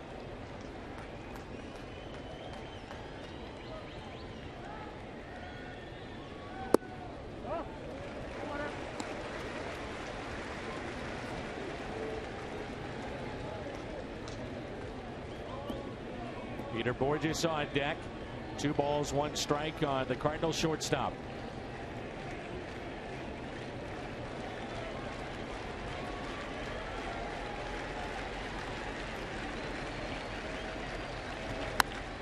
And a fly ball lifted to right. Going back, Ichiro makes the catch.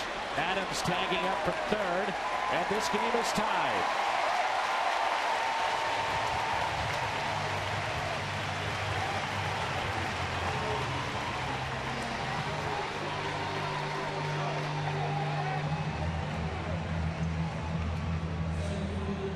Johnny Peralta kind of inside outing that ball. It looked like it was on the inside part of the plate. Hits it well to right field and deep enough to score the tying Cardinal run.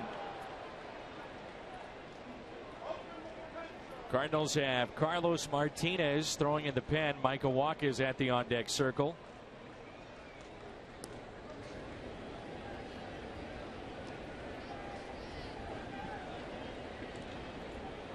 Walker's spot would come up. You would think pinch hitter. Then Mike Matheny would have to go to his bullpen. Borges is over 2. He's flied to center and also flied out to left.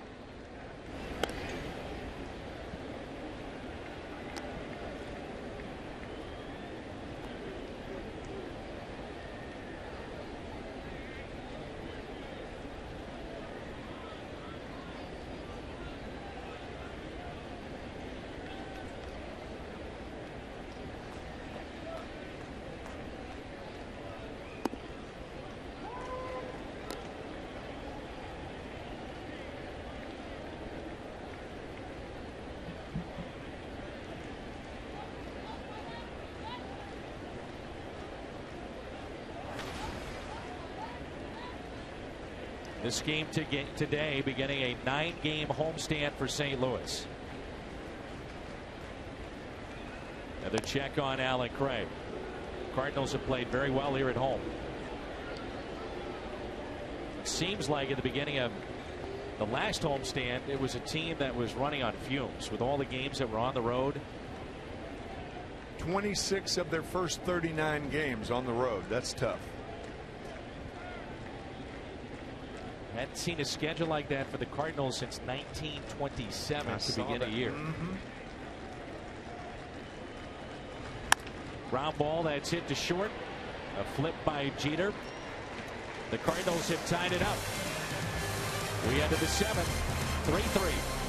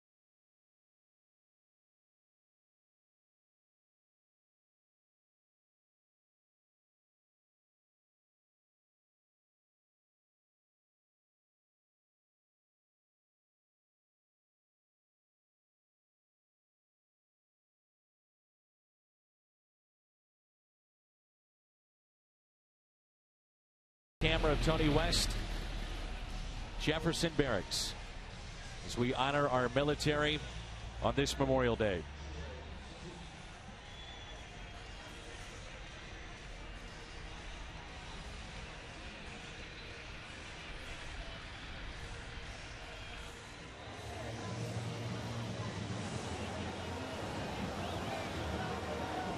Wherever you may be, we hope you're enjoying Cardinals baseball.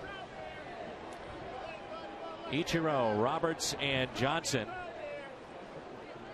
What you would think would be the final inning of work for Michael Wacha potentially. He's only had 72 pitches. And a strike to Ichiro, and we're underway here in the 7th. For a guy like Michael Wacha, that might be a bad sign. Only 72 pitches in the 7th inning.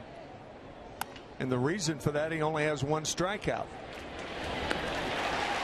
When a guy like Michael Wacha, who is, you talk to the hitters around the National League, as nasty as anybody, and gets a lot of strikeouts, him being a contact pitcher in the 7th inning could be a bad sign. Sure. Reminder, our What's on Tap brought to you by Budweiser. And we will see Phelps against Lynn tomorrow. Lance Lynn 5-2. And Phelps, a St. Louis kid out of Hazelwood West High School, attended the University of Notre Dame, now pitching for the Yankees, and he was talking before the game about how excited he was to be in St. Louis. There's a look at a former Cardinals shortstop at Brendan Ryan. Ryan Roberts is 1 for 2. Yankees picked up Brendan Ryan at the end of last season from Seattle. That's the Wacha fastball right there. He reached back for that high fastball. Fouled into the glove of Yadier Molina. Roberts, 13 years with Baltimore. A switch hitter. You know, the point is, Dan, about that, a pitcher's not going to go out there all the time with his best stuff. And it's how you pitch with your secondary stuff. You hear that a lot. That's what could determine whether you're going to be a pitcher for a long time in the major leagues or not. You know, pitching is not all about dazzling. It's about consistency and pitching well when you don't have your best stuff.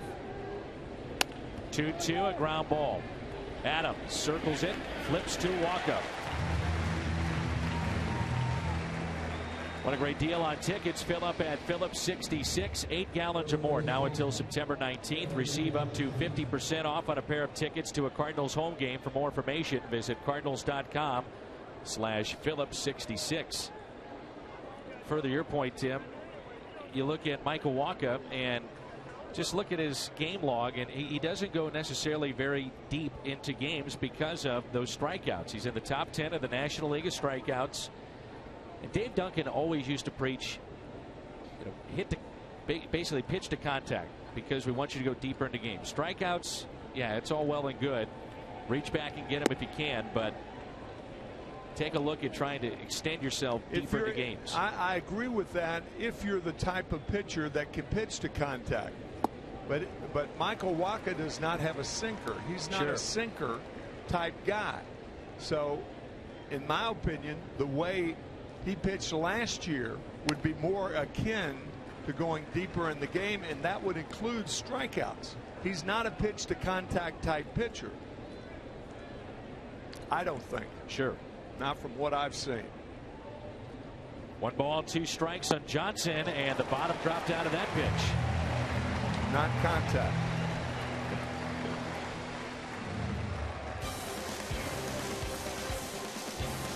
Time to stretch. Walker has struck out 2. 3-3.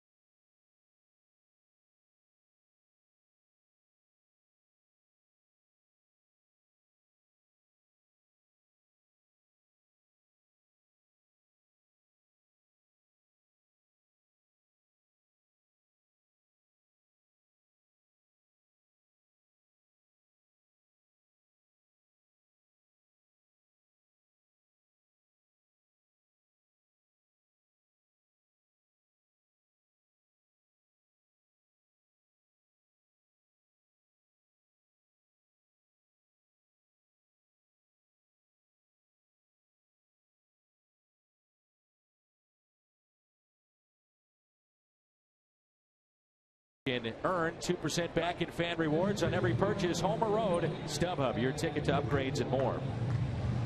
Along with the Hall of Famer Tim McCarver, Dan McLaughlin with you. We're at Busch Stadium. Crowd tonight 47,311. 47311.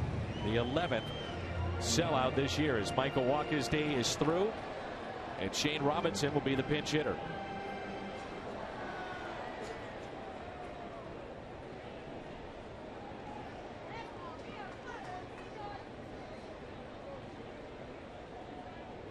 Shane Robinson pinch hitting for Michael Wacha.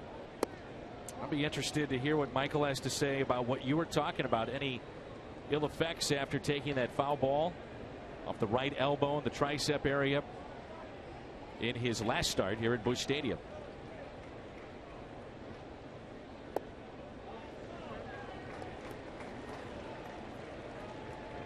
Chance for Shane Robinson, who is unusually strong for his stature. Chance for him to sit on a fastball inside and try to yank one down the line. Shane went down to the minor leagues, put up good numbers. He can play all three outfield positions, plus defender. Yeah, when you're sent down, you can do one of two things. You can whine or do your best. Shane did his best. He's back in the big leagues. Popped up. Calling for Kelly Johnson. Mazda game summary. Get you caught up if you're just joining us on this holiday weekend, Memorial Day. 3-3 game. Whitley, the starter for the Yankees, pitched into the 6th, goes 5. Ellsbury 1 for 3 with an RBI. Michael Wacha, 7 innings, only 4 hits, 2 strikeouts. And Colt Long, 2 for 3 with a double and an RBI. And that's your Mazda game summary. So that'll be it for Claiborne. Lone lefty Matt Thornton coming in to face Carpenter when we come back.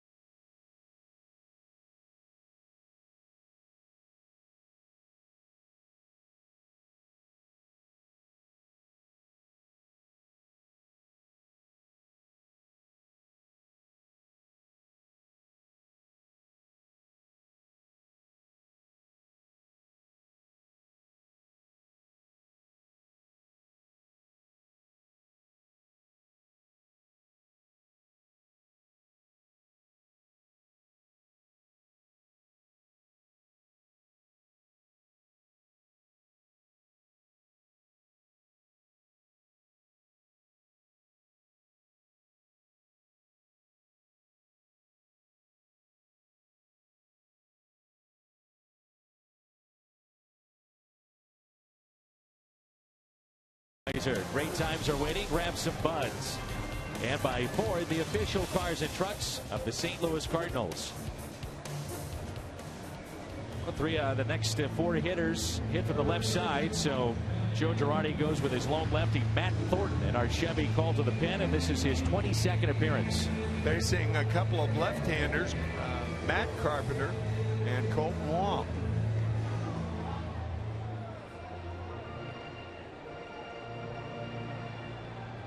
Think about lefty-lefty matchups.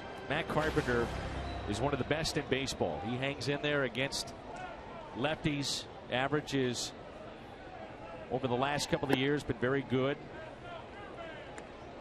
You always hear hitters talk about the front shoulder and how that flies open. Oh yeah. Left-handed hitter faces a left-handed pitcher. He has to keep the front shoulder in there. Otherwise, if that gives, he's gone. You can do that against a right-handed pitcher and still hit effectively, not against a lefty, which means you're vulnerable inside. You can't protect both sides of the plate at once.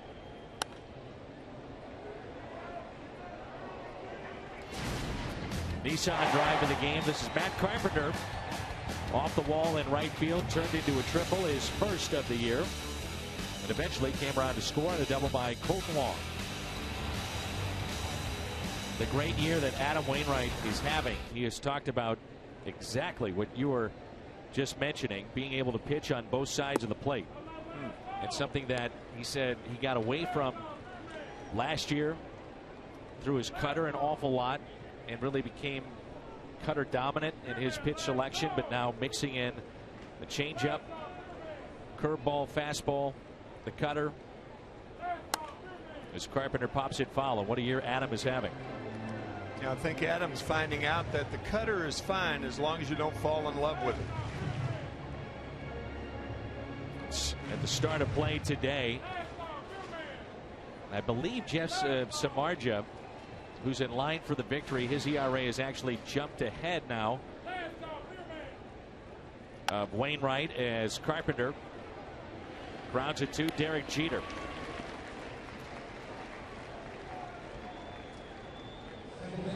So 2 outs in the bottom of the 7th, and it brings in Colton Wong.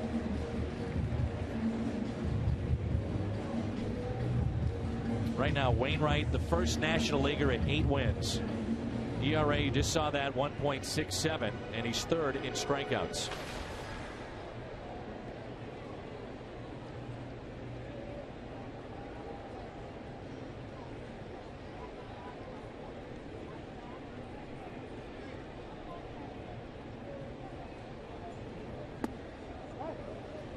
This Memorial Day, I also think about one of our favorites that we lost in Jerry Coleman. Yeah. Played for the Yankees and decorated war veteran. As Wong hits it out to left. Gardner going back, and with his speed, he makes that play. Cardinals go in order as we head to the 8th.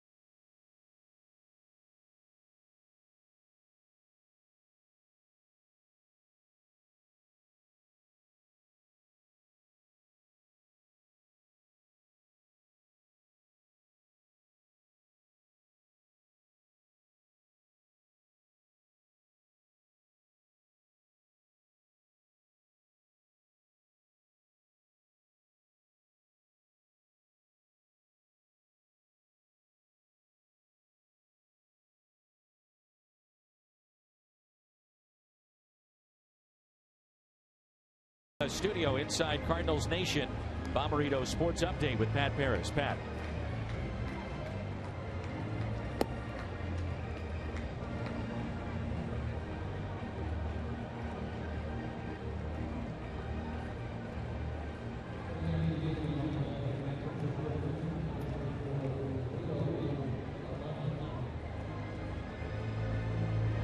All right, guys, thank you. Browns fan on the left.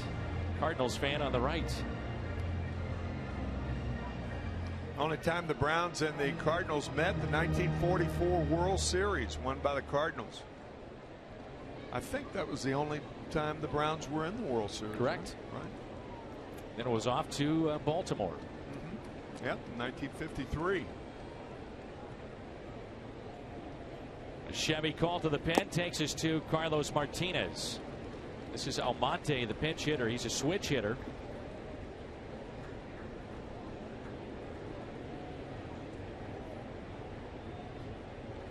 Almonte here, and then Gardner and Jeter. Martinez has had his troubles with left-handed batters. A lot of that due to the fact that he's struggled with his slider at times. That last one's what he wants, though. The ball that not only slides, it goes down. Slider's really a misnomer, because if that ball doesn't have downward action,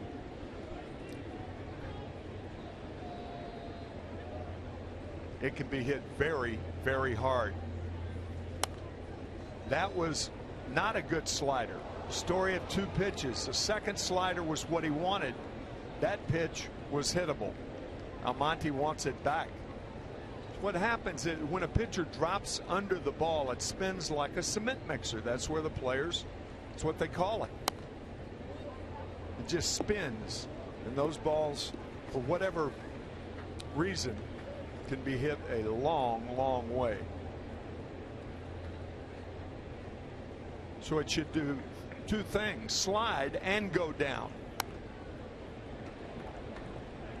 When he's right, mixes in a fastball that's 98 to 100, and then that very good slider, occasional change. And that's what happens, Dan, when you say a guy's not on top of the ball. That was a flat slider. He got away with it. Holiday is there, makes the play. When you're not on top of the ball just spins. See, there's no downward action to that pitch. Cement mixer, he got away with it.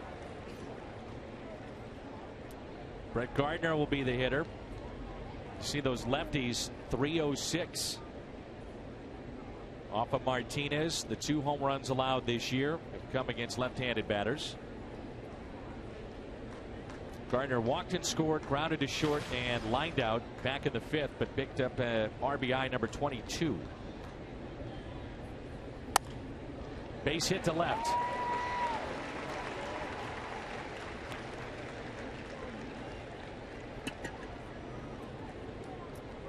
Now we have our AT&T fan photo of the game, again presented by AT&T. Brings in Derek Jeter. This should be interesting, Tim, this matchup. Brett Gardner, 11 stolen bases.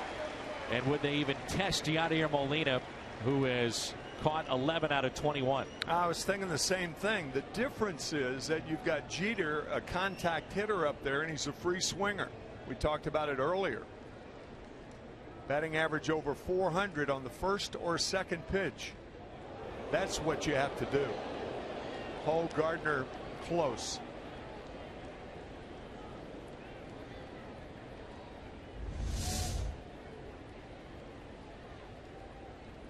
Molina saying he doesn't know. He'll bunt for a base hit. Obviously, it's not a. He's not talking to Carpenter, talking about a sacrifice, but bunt for a base hit.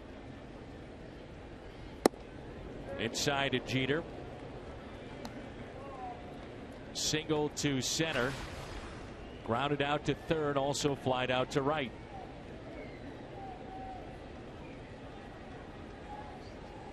Eighth all time on baseball's hit list. Up next, Carl Yastrzemski. Jeter at 3,363, and another close play at first. That was really close, and that's why base runners dive back to the outside part of the bag too. If you're going to tag me, you've got to go the farthest to get me. You can see that little sleeve on the left hand of Gardner. Not only a glove, but a sleeve on the left hand. Molina went out to visit with Martinez, and the whole reason behind that was to make sure that the video group of the Cardinals could take a look at that to see if he was tagged out. There was really no conversation between the two, and the entire time Molina just looking into the dugout.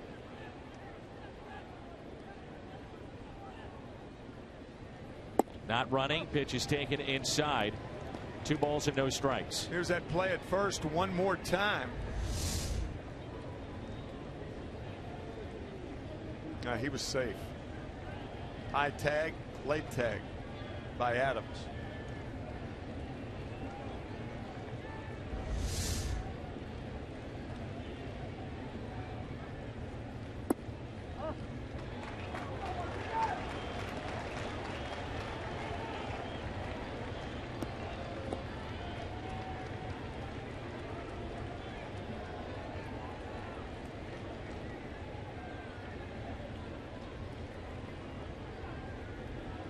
.30 pitch to Derek Jeter.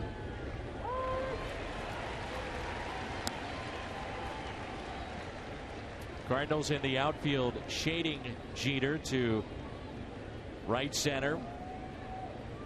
Even though Derek Jeter is ahead in the count, but that's his natural stroke, is to right center field. Runner goes. Chance for Molina. Down to second. Got him. He got him. Uncharacteristically, Derek Jeter does not swing the bat. That ball was right down the pipe. You have the best throwing catcher in the game behind the plate, and Jeter doesn't swing. I'm surprised. Easy at second base for Molina. Wow.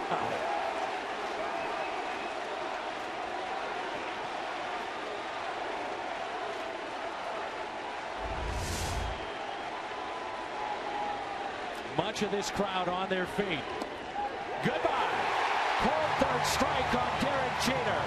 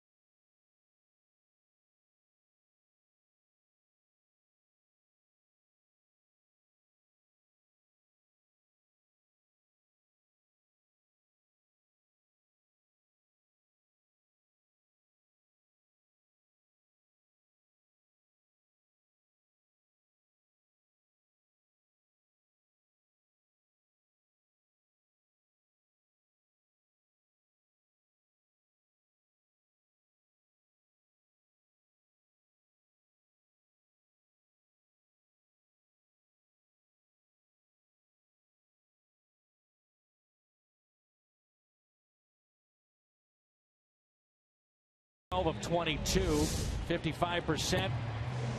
I know you can appreciate that, Tim McCarver. It was just a low tracer to second base. Tag made easily by Peralta. The first time this year in 12 tries. Gardner's been caught stealing. Yachty liked it. Right after that, the strikeout of Jeter and momentum. It's always interesting when you hear about momentum in the game of baseball, but right now there is some momentum going St. Louis's way. And the Cardinals have the big bats coming up. Holiday, Adams, and Molina.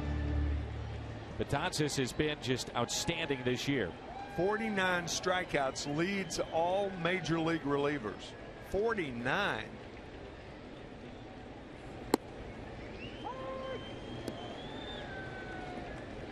A lot of talk about his slider. Yeah, it's a different type slider. It's got some tilt to it, and when it has tilt, it's more effective. There it is right there. 0-2. Betances 6'8", 260. He's a big guy. Yankees picked him up 8th round of 2006. His last 53 outs, 33 have come via the strikeout.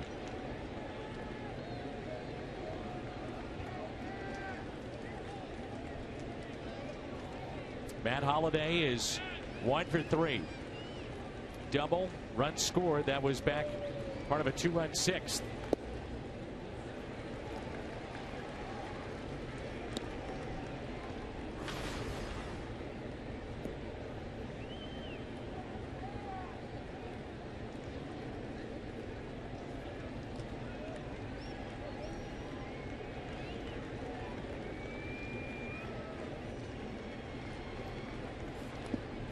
he swings at that slider. A strikeout of Holiday, and that's how we start the home half of the 8th. Yeah, 4 out of 5 pitches were sliders to Matt Holiday. Tightly wrapped out of the strike zone, but Matt can't lay off.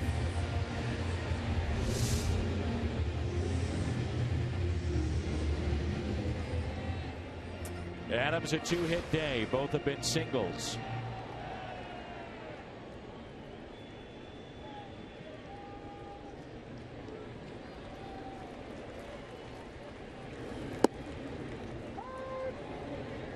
Dan, I think Matt Holiday proving once again that, in my opinion, from my experience, probably 60 to 70% of swinging strikeouts in the major leagues are on balls out of the strike zone. The pitches that are served as the illusion of a strike. A high fly ball lifted into center field. The reason for that, I think major league hitters are trained to hit the ball in the strike zone. And when they think something's going to be in the strike zone and isn't, that's where a lot of pitchers get their strikeouts. I think now more so than ever because of, let's say, split fingers. You know, guys are throwing more of those types of pitches than maybe, let's say, 20, 30 years ago. Perhaps. Plus, guys are taking more to get in the hole. So they're behind 0-1. They're behind 1-2, things like that. Sure. Therefore, the strikeouts go up. But this guy, understandably, can throw some pitches that make you think the ball's in the strike zone because of that late break. He is nasty.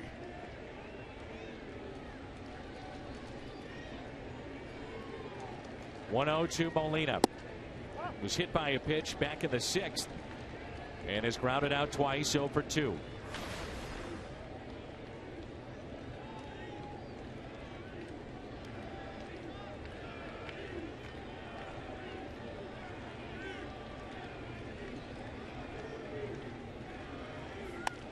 And a ground ball hit to third. They were playing near the line. Solarte across the diamond, and a 1-2-3 inning. We head to the 9th. We're tied up. It's 3-3.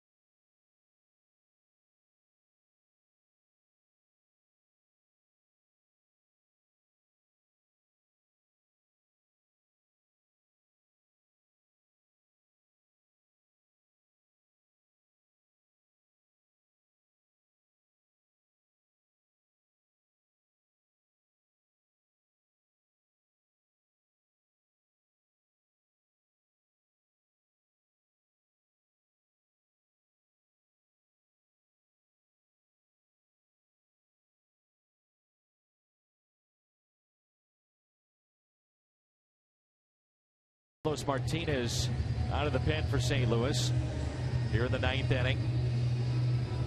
Ellsbury, McCann, and Solarte. Yankees have a total of 5 hits. Michael Wacha made the start for St. Louis. Chase Whitley for the Yankees. Ellsbury, RBI single to right in the first, lined out to left, and struck out in the sixth.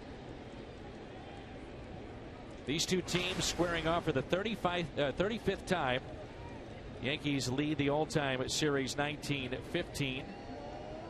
5 times they have met in the World Series, and there's a strike.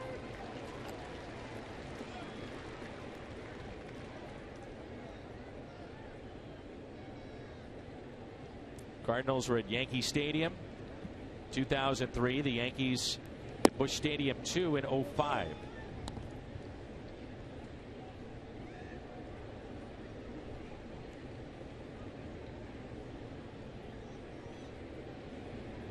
Here's a 1-1. Ellsbury has cooled off a little bit, hitting around 200 here in the month of May, and started off the end of March and April at about 305. His average now sits at 260.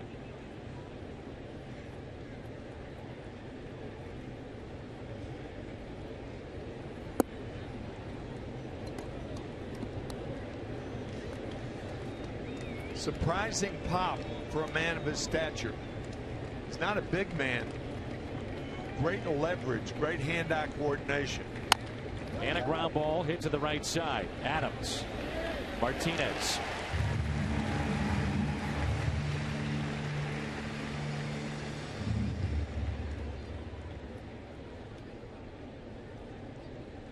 McCann grounded into a double play back in the first.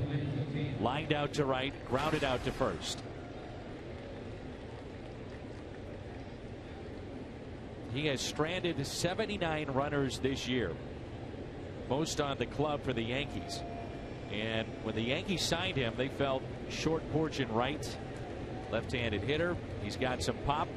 Be a perfect addition for this club. Only catcher in baseball with 20+ home runs over the last 6 seasons.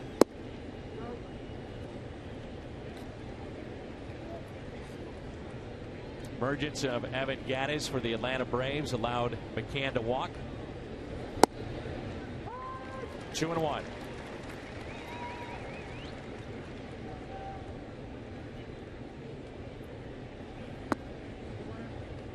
The shift is on here for Brian McCann. Dangerous pitch right here. 2 balls, 1 strike. You don't want to give him a predictable pitch. Generally speaking, if you're behind in the count, you keep the ball away from a hitter. If you're ahead in the count, that's when you can jam him, not the other way around.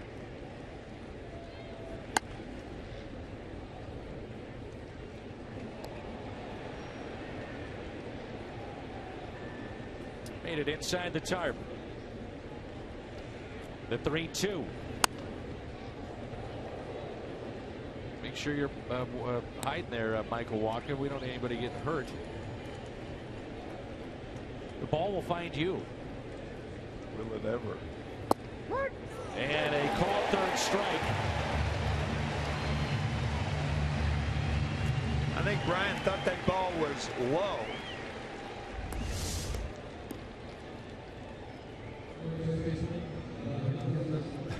He had a point. I tend to agree. He had a point. Second strikeout for Carlos Martinez. It's different for a catcher too, Dan, to argue, because you know you've got to go back out there and perhaps get that same pitch for your pitcher.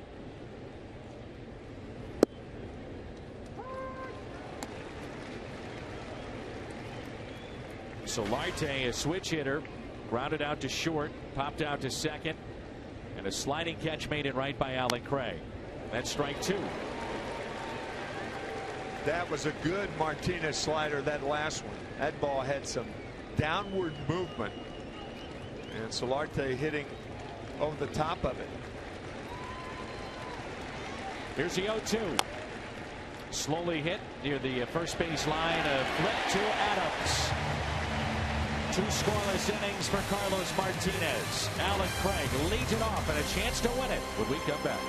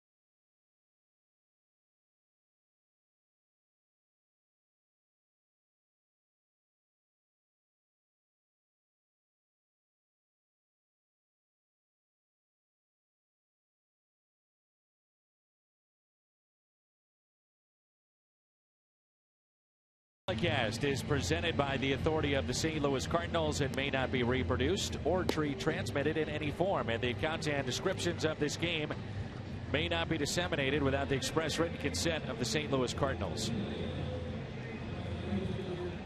Celebration of the 64 team Memorial Day packed house here at Busch Stadium. Good ball game, 3-3 here in the bottom of the ninth. This right-hander of the Yankees is flat out nasty. Would he hang one of those sliders? We'll find out. Now it appears that Kelly Johnson at first base is guarding the line. If I were Joe Girardi, I'd put Johnson on the line at first base as opposed to the third baseman, Solarte, because the chances of Alan Craig hitting a ball down the third baseline not nearly as great as him hitting a ball down the first baseline. This right-hander was in the rotation for a while last couple of years, going up and down, and then found a home in the bullpen. Sometimes you see that, Tim. The starter goes to the bullpen, really airs it out. There it is, a knee buckling slider to Alan Craig. 1 ball, 1 strike. And plus, you know, it seems to me that from a pitcher's standpoint, if you're in the bullpen, you can gather confidence more because you have more day-to-day work out of the bullpen. So it's easier than having to wait 3 or 4 days if you're a starter. That is filthy stuff. You don't see Alan Craig like that. Yeah, I mean, even if you don't see the knees buckling like that with Alan Craig. He may swing at a bad ball with 2 strikes in particular, but you don't see the knees buckling.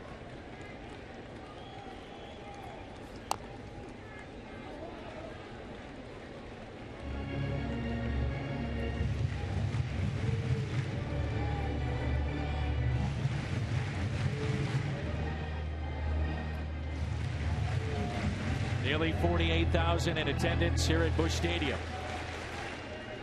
A ball and 2 strikes on Alan Craig.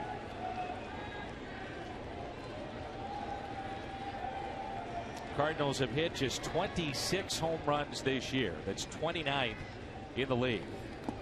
Craig does not chase. That pitch earlier this season, he was chasing.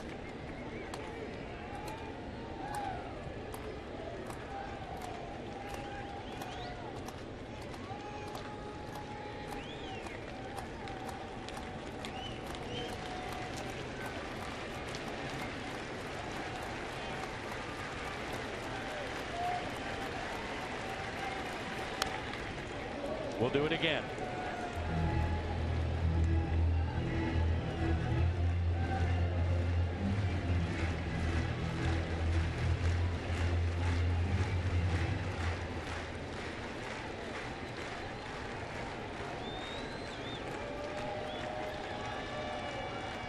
Gap at left center.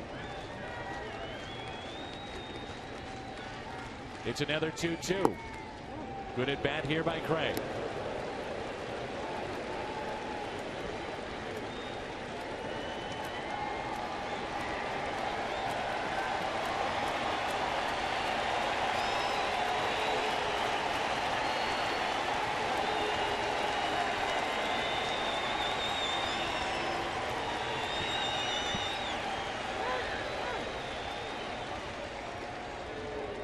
Time call. Sometimes when pitchers don't want certain pitches, they'll stare off a catcher. They won't shake him off, they'll stare it off. I think Craig's going to get a slider here. I think that's what Betances stared off, is that fastball. Nope, dead wrong. Hang with him.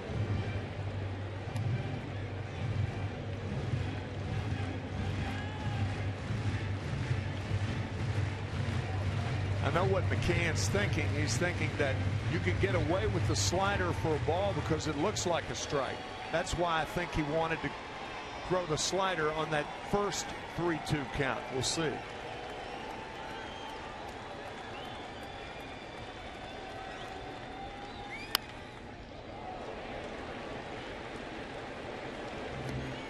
Tenth pitch of the at-bat coming up. Last pitch at 98.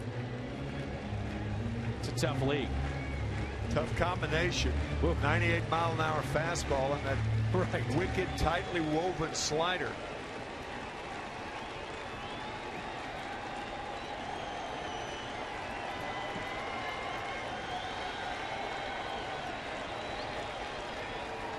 Three-2. Hit to short. One away. On the bag is Johnson. One away. I think Mike Matheny's going to argue that play that Kelly Johnson was off the bag. Kelly Johnson is not an experienced first baseman. Normally a third baseman. We'll see if he was on the bag, but it was close enough from Matheny's standpoint. Ooh. That ball came up on Jeter just a bit. It did, and he didn't look like he had a good grip on the ball.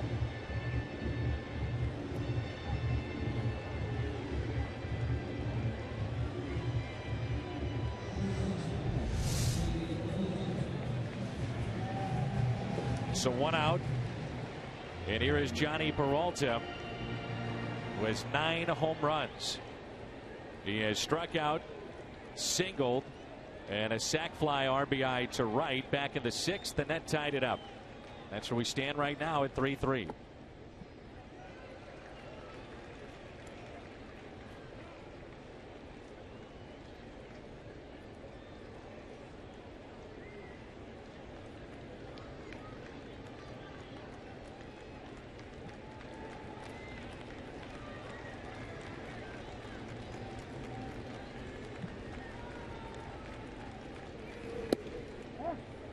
You know, Tim, the Cardinals have had walk-off wins. One was a hit by pitch with the bases loaded. The other one, bases loaded and an error at the plate against Arizona. They haven't had that signature big blast or an exciting type of walk-off.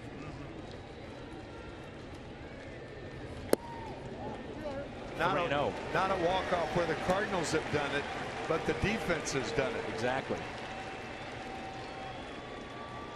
Most famous walk-off in Cardinal history, the obstructed off last year, or whatever that's called. I'm still trying to figure it out.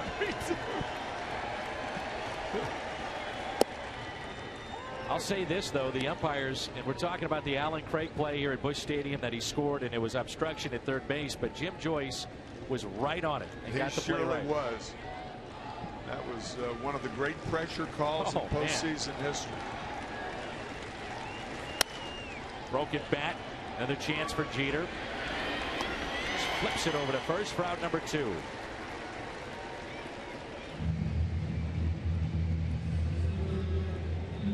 With 2 outs, nobody on, it brings in Peter Borges. The pitcher's effectiveness not only gauged by how many outs he gets, but how the hitter's approaching. And the Cardinal hitters have not hit any balls on the fat part of the bat yet, even foul balls. Not that crisp foul ball back in the stands or one pulled down the line.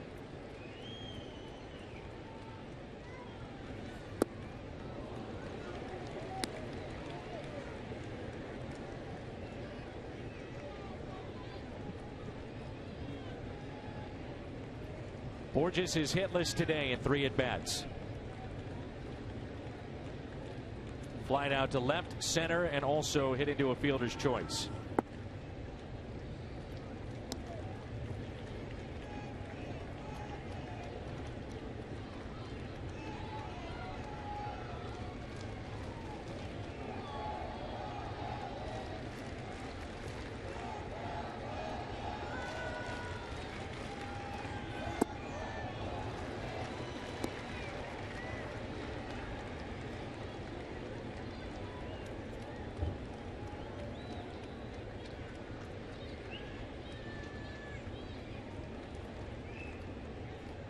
One and 2 on the Cardinal center fielder. Rosenthal has been getting loose in the pen, and Borges strikes out. A pair of strikeouts to the big righty of the Yankees.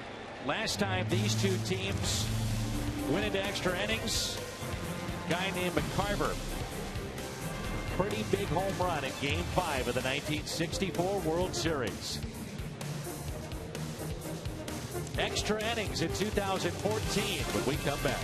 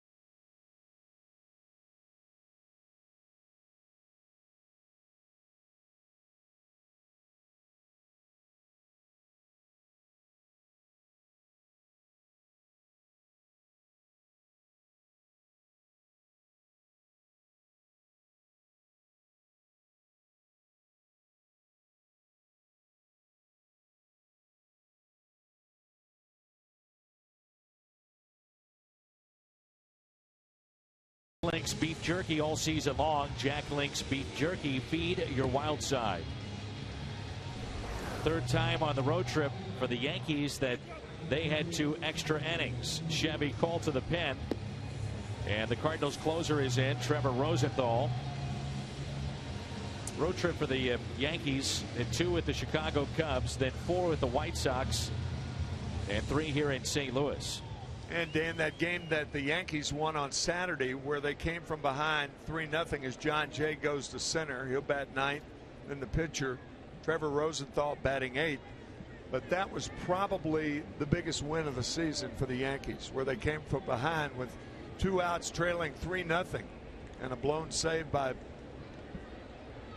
Belisario of the White Sox. And the Yankees won it in extra innings. Ichiro is 0 for 2.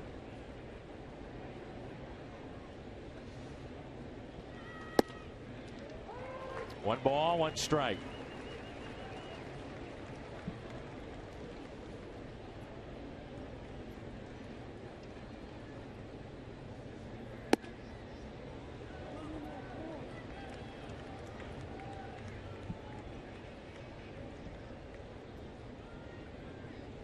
Last time we saw Trevor Rosenthal pitching at Busch Stadium, it was the 4th day in a row. How about that swing? What was that? One of those frisbee swings by Ichiro.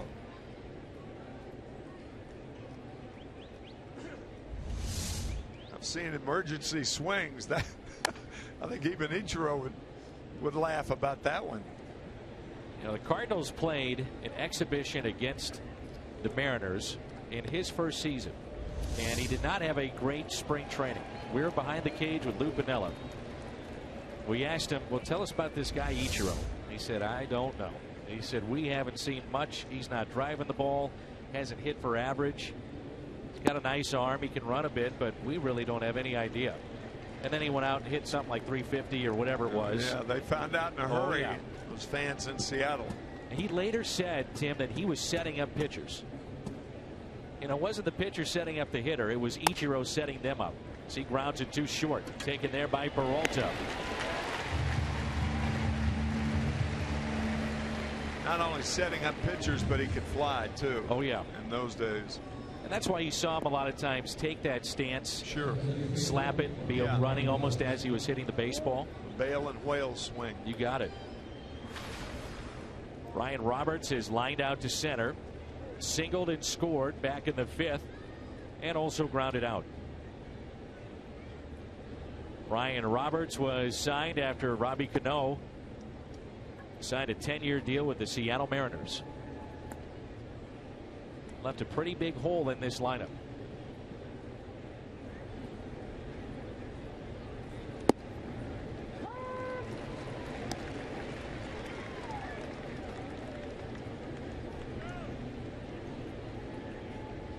1 ball, 1 strike.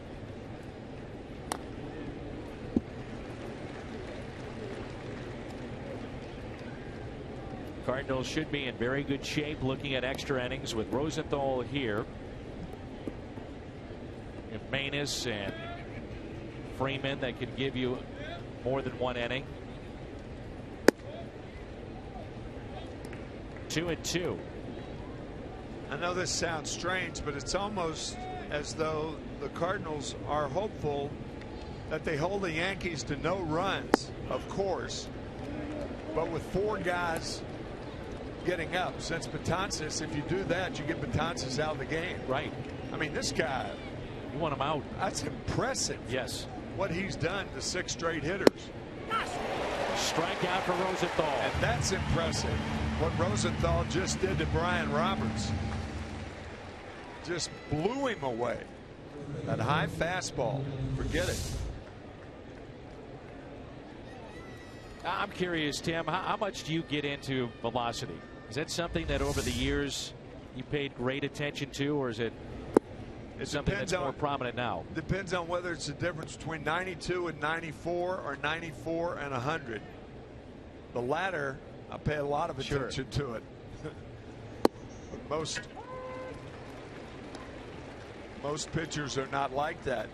It's 93 to 95. Location and movement get guys out more than velocity. Peralta makes a play. The 1-2-3 inning for Trevor Rosenthal. John Jay will lead it off when we come back.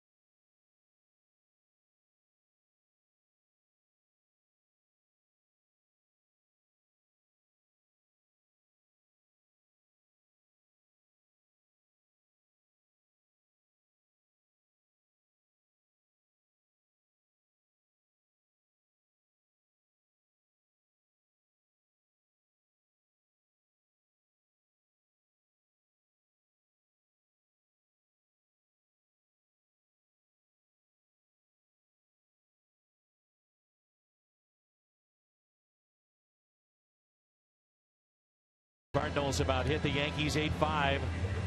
Along with the Hall of Famer Tim McCarver, Dan McLaughlin with you. Alfredo Aceves, the high ERA, just 7 appearances. Our Chevy Cole to the pen.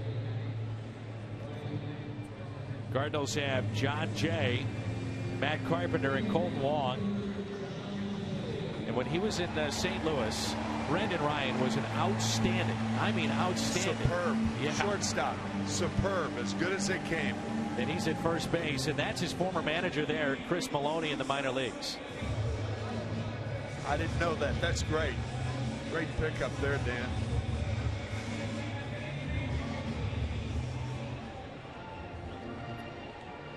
Fell out of favor with some of his teammates. Why? Well, he could be a little frustrating at times with his, let's just say, lack of detail. And so, time is called. Cardinals sent him to Seattle for Michael Clayton. He's a right-hander that can throw pretty hard. As Jay lifts it into right center, base hit.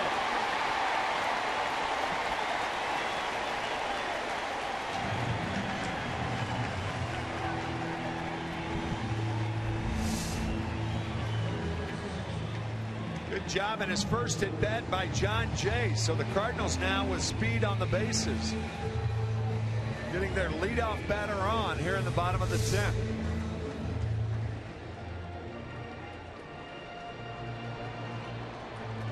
I wouldn't bunt here. I think this is one of the Cardinals' best hitters.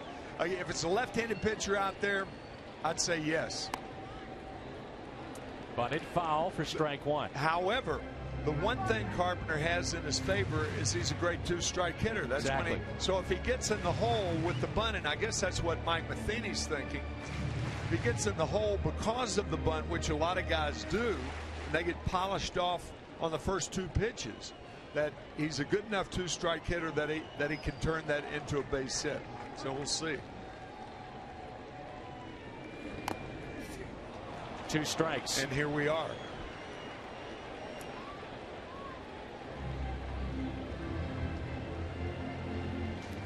Carpenter has told me before he prefers to hit with 2 strikes.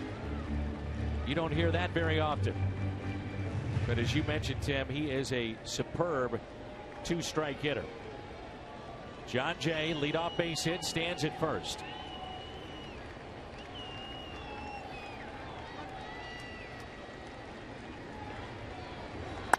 And Carpenter hits it out to left. Catch made by Gardner. And Jay hustling back to the bag at first.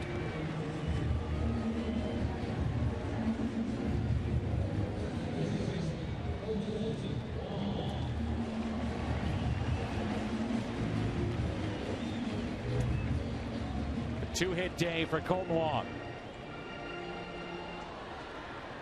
Getting that leadoff man on today that has been big for both sides. And Wong hits a rocket to Brendan Ryan out there, and Jay in the rundown. It's a double play. What a play by Ryan. Wow. That ball could not have been pasted any harder. What a play by Brendan Ryan here. Just a rocket to him.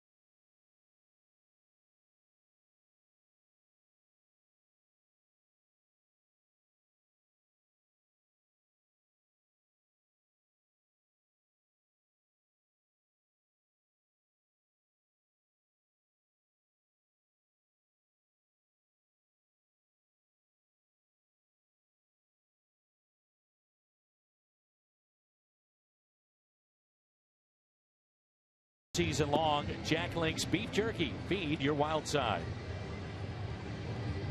11th inning, Pat Neshek will take over for Trevor Rosenthal. Cardinals left in their pen. They have Seth Maness, Jason Mott, the 2 lefties, Randy Choate, and Sam Freeman.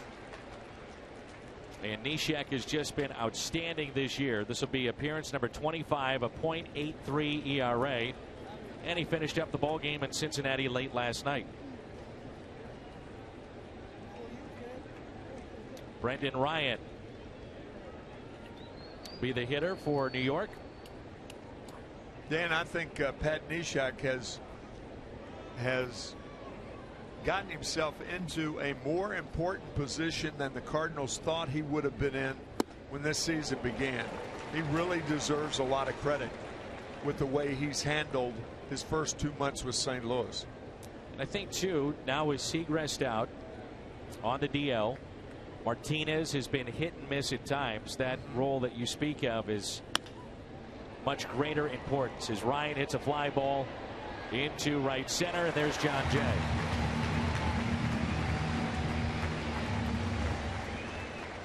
To me, this is not the same pitcher that we saw when you and I were doing a game in spring training. He just is pitching with confidence. He's using his fastball more. That has actually come back for him, going to it an awful lot. With that funky delivery, gives Mike Matheny a different look coming out of the pen from the right side. I hope not wearing out that what we alluded to earlier about what confidence can do for the body. The mind works on the body.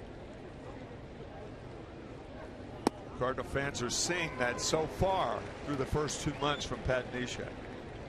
Brett Gardner, been on base twice, was caught stealing back in the 8th. Picked up an RBI and a run scored here today as well. And the 0-1 pitch. Mixing that in a little bit, which has been his changeup. A very good slider. Mike Matheny telling us the other day that he envisioned Neshek being the right-handed version of Randy Choate. But that is out the window now with the way that he is thrown. Not just a right-handed specialist.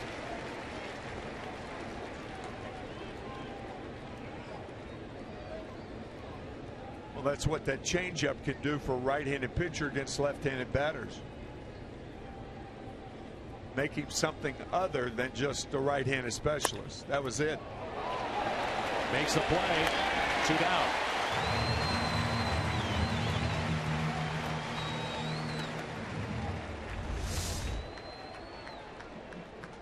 Good pitch. Better fielding.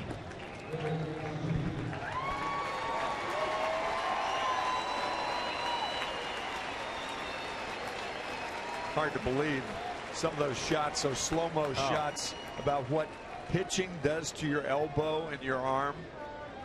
Where those ligaments, how do they stay under the skin? I mean, my gosh. 2 outs, Derek Jeter. Also, when you look at the shot of when Molina catches a baseball and it's coming 91, 92, and you see that glove and the ball come together, how it vibrates as Jeter hits a fly ball into right. Neshek again, outstanding. Holiday, Adams, Molina coming up in the bottom of the 11th.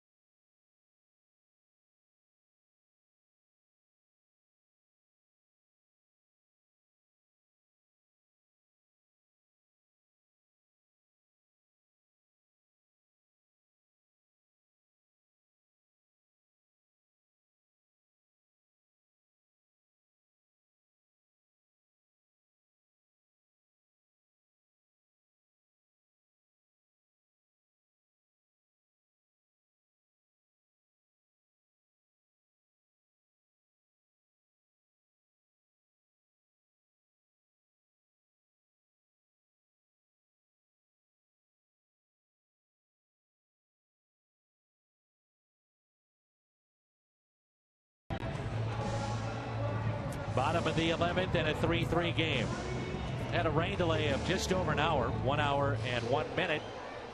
The start of this ball game, and now we're in extra innings. Bottom of the 11th, 3-3.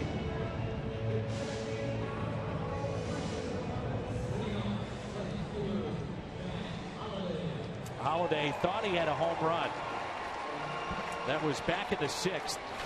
Ball that hit off the top of the wall, turned into a double and a run scored, part of a 2-run 6 to tie the game up. And Matt Halladay is about due. Last home run was April 28th against Milwaukee. That has been a concern for this team to an extent, the fact that they don't hit many home runs. However, big concern. You're right. They do, Tim, hit doubles. They're in the top half of the National League there, trying to generate some offense in that regard, but they do not hit home runs. No. And Halladay is hit by the pitch. Just caught him. Second Cardinal that's been hit today. The other was Yadier Molina.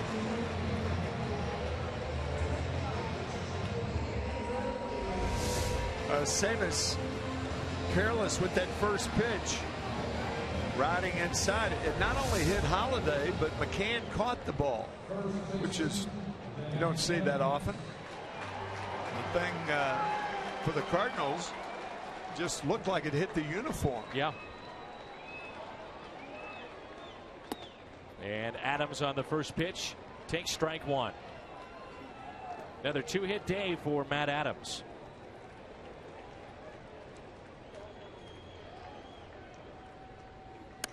Adams with a fly ball out to right. Ichiro makes the catch for out number 1.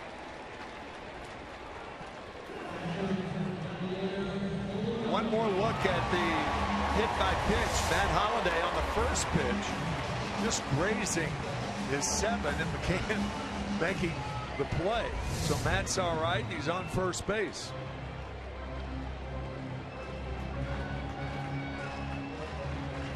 Now Molina.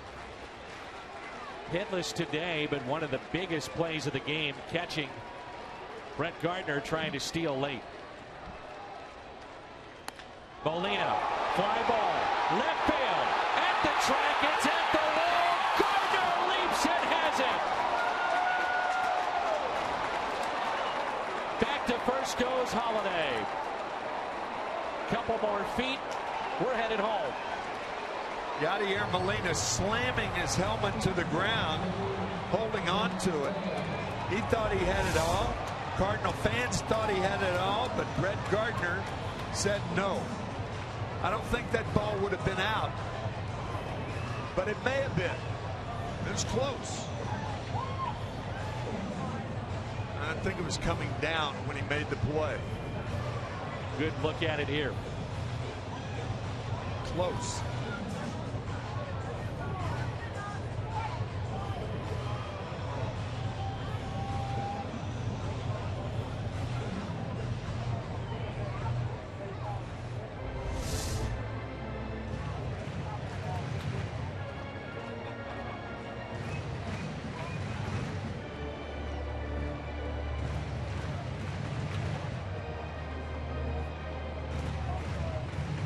Saw the reaction of Yadier Molina.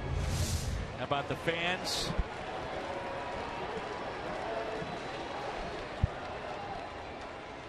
The fly ball to left. Excuse me, Dan. You know, usually all's well that ends well with pitching coaches and pitchers. Rarely, after 2 outs in an inning, do you see a pitching coach go out to the mound. It's a strange move by Larry Rothschild, the Yankee pitching coach. Wonder, just from what he's seen, he's hit a man. Then you had the hard hit ball by Adams, a line out, near home run. If it's just a way to, calm him down, get him through the inning. It's almost like settling him down on the come. Yeah, exactly. It's a strange meeting at the mound. So 2 outs, a runner at first. That's the winning run potentially. A fly ball off the bat of Craig. Ichiro makes the catch, sends us to the 12th.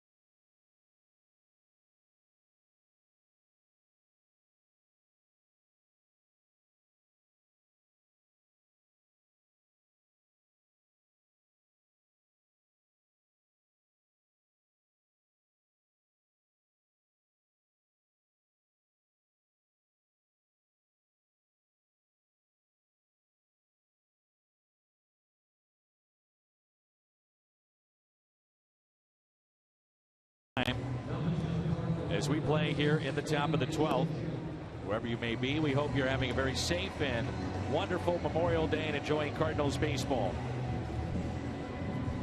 Choate will get Ellsbury, McCann, and the switch hitting Solarte. Randy Choate began his career with the Yankees. Back in 1997, he was drafted, and he told me that Joe Torre, Graham Lloyd, those two changed his thought process in terms of being a lefty coming out of the pen. He was a starter for a long time. He was a starter in college at Florida State. And lo and behold, he's going to be pitching close to the age of 40 and still successful. And still doing a bang-up job. And a guy that Mike Matheny trusts against right-handed hitters, too. And that is rare for a guy with Randy's delivery. When he drops down like that, it's tailor-made for left-handers, but not right-handers. But he finds a way to get right-handers out, too.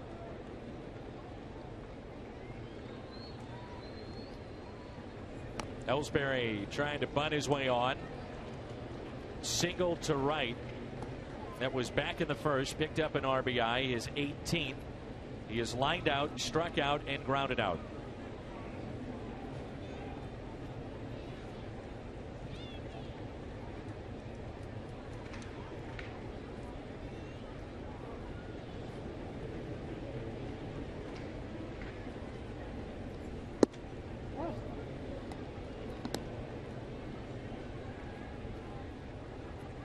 Against the Yankees, the high ERA. Randy has bounced around a little bit. Time in the American League East with Tampa Bay.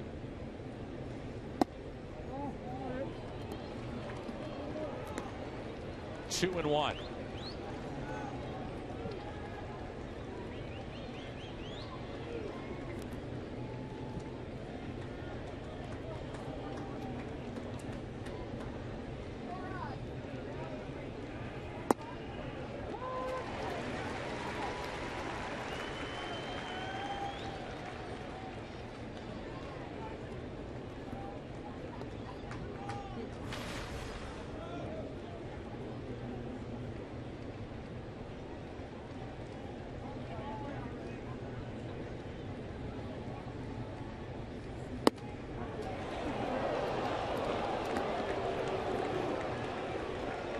Cardinals will have Peralta, Choate spot, John Jay coming up, home half of the 12th. 3-2 on Ellsbury. And he walked him. So Tim, here we go again. Ellsbury, 11 steals. And would they try to do that here late against Yadier Molina? He's facing a different pitcher here, a left-hander. You saw Brett Gardner thrown out back in the 8th inning. Bullet from Yadier Molina. Same catcher behind the plate, different pitcher. In fact, I don't think Ellsbury can get the jump off Choate like Gardner did off Martinez back in the 8th.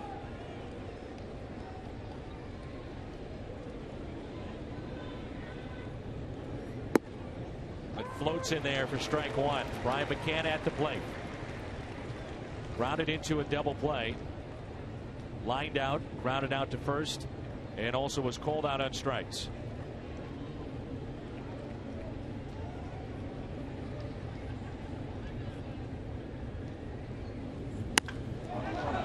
Right field line, yanked foul.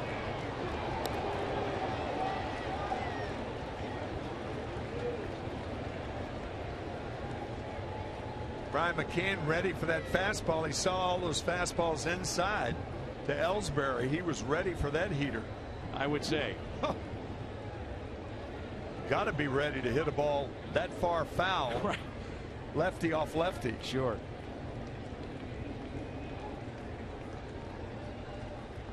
And a check on Ellsbury.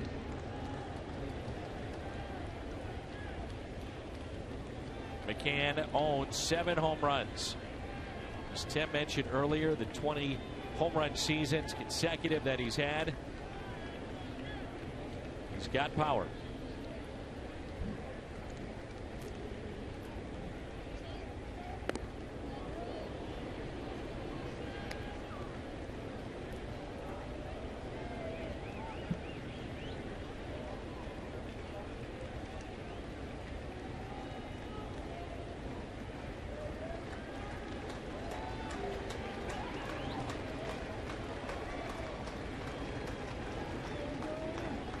Runner goes on the 0-2. Molina the second. Safe. Ellsbury is in. 12th stolen base this year. Here comes Matheny. I think Matheny wants to talk to second base umpire Larry Vanover. The tag was made high, but did he make the tag before Ellsbury's foot hit the bag? No. He was safe. Almost an impossible play for Molina. It was a breaking ball. So even though Ellsbury didn't have that good a jump, Molina knew that it was close. But the breaking ball, of course, slower. And I think the umpires, I think Matheny's going to get his wish, but I thought he was safe. I did too.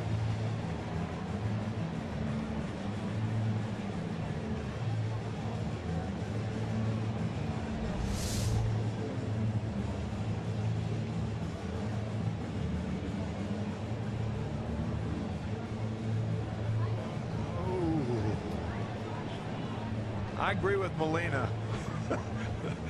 I have that same look on my face that Molina did. And now I see that. And yeah, I'm starting to come it's back a the other different way. angle. Yeah, me too.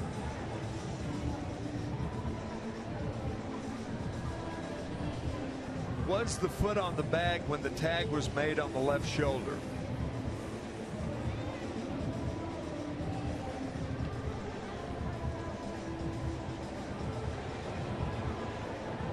I think what would give the Yankees that call was the fact that Ellsbury was coming up. And usually that indicates the bag is that the foot has hit the bag and the body's coming up. Remember, these calls, it has to be discernible. I mean, it has to be pretty much black and white to where you know. Yeah. I think they made the right call. I'm with you. So big stolen base for Ellsbury, his 12th. And with that, the go-ahead run is in scoring position. And Ellsbury knows it right now. He chose the right pitch on which to run. A breaking ball. A lot slower for Randy Choate. I'll tell you, that shot. That's the one that gets me every time. I know. Off the end of the bat. 1-2 the count on McCann. If you're Brian McCann, it changes to an extent the complexion of your at-bat and what you're trying to accomplish. You'd love to drive him in, but you've got to get him over to third. I think that's out of the question against a guy like Choate right here. Lefty to lefty, too many breaking balls away. I think you try to center the ball and forget about trying to pull it. If you do, that's fine. 2-2.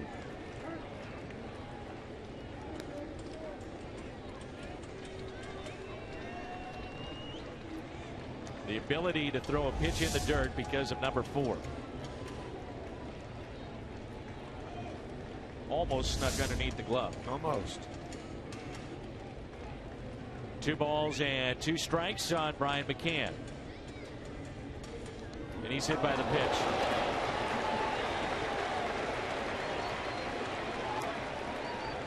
Uncharacteristic of Randy Choate to walk a left-handed batter, and then the slider gets away from him and hitting Brian McCann. Choate livid. Going to get hit. That's the place to be hit. We all know that. A little cushion on that backside. Yeah, right.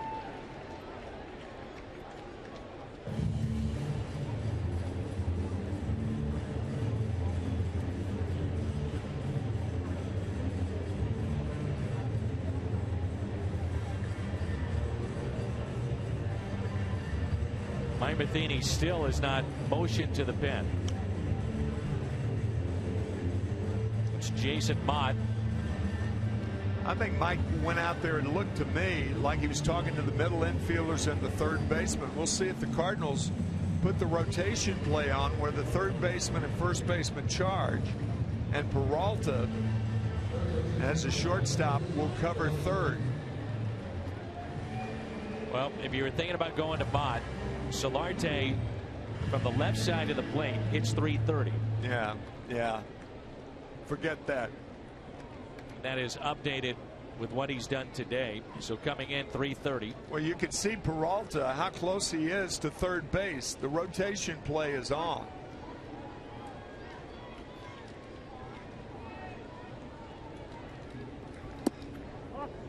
Ball one. And Solarte didn't show bunt. That's the one thing. You've got to know the hitter's bunting.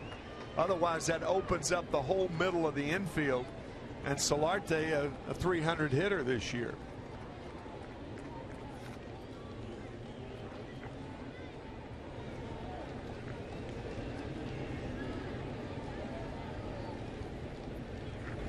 Showing bunt. There's a strike. 1 ball, 1 strike. Solarte grounded out twice and is flied out twice. 0 for 4. No sacrifices in his career. And he came in tied with Mark Teixeira, the team lead in RBIs with 25. Now you're asking him to bunt.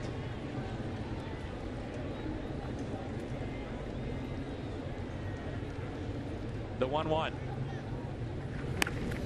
It's down the bunt. Only play for Choate to first. Long covering. And the runners advance to second and third. Solarte choosing his first sacrifice bunt in his career, including the minor leagues. Very choice moment here for the Yankees. Now you have Ichiro switch hitting Roberts on deck. Cardinals will bring in the infield. Molina a couple of times has glanced into the dugout to see how the Cardinals want to handle this spot. Numbers this year for Ichiro, .391 against left-handed pitching. You got a switch hitter on deck really protecting Ichiro, and Mike Matheny elects to walk him. Normally a left-hander wouldn't walk a left-hander intentionally, but I think because he's Ichiro, it's a good play. Roberts from the right side is hitting .217, .245 from the left side.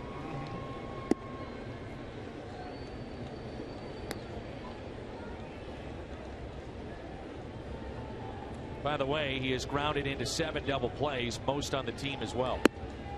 That's something else to think about. Roberts was hit by a pitch, the shoulder over the weekend. Took a foul ball off his kneecap as well. He has come in here banged up, but he said, I've got to play. Shorthanded in certain spots and wants to play. Single to center, picked up an RBI in the 5th, and the bases are loaded here for the Yankees in the top of the 12th. Cardinal middle infielders are halfway. Peralta at short, Wong at second. That way, if the ball is hit hard, they'll go for the double play. If it's not hit hard, they'll come home. Ellsbury with great speed at third. Strike 1.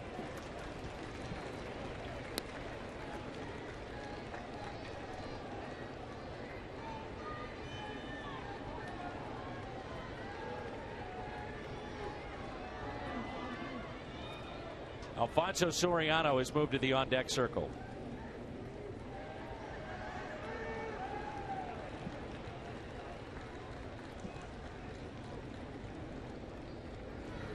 Oh, wide, a base hit out to left. Yankees have the lead, 4-3.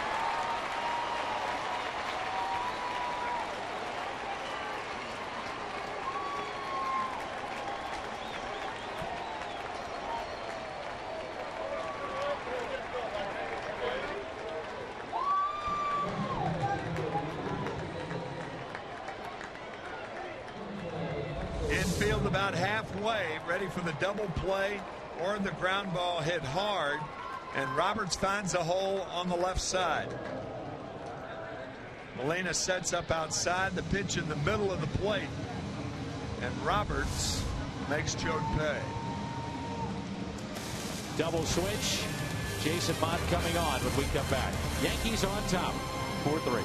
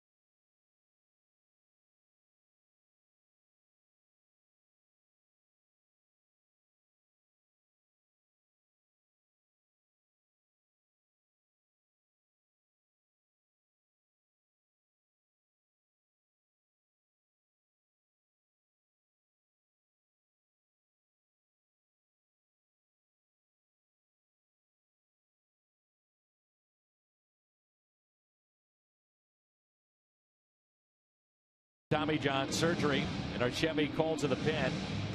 He pitched on Saturday night in Cincinnati in a Cardinal victory. Cardinals make a double switch. Matt Carpenter, this is not unfamiliar territory for him. He can play either corner outfield spot, moves from third base to right, and Daniel Descalso, very good defensive third baseman, comes into the game. Mike Matheny going for the strikeout here. Jason Mott against Soriano, who is prone to strike out. Good low ball hitter, as everybody in both leagues knows.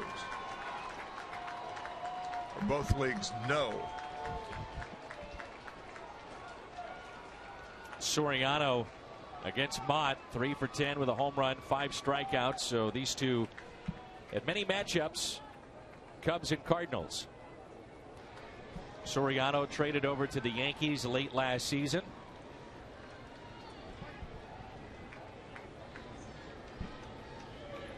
Bases loaded.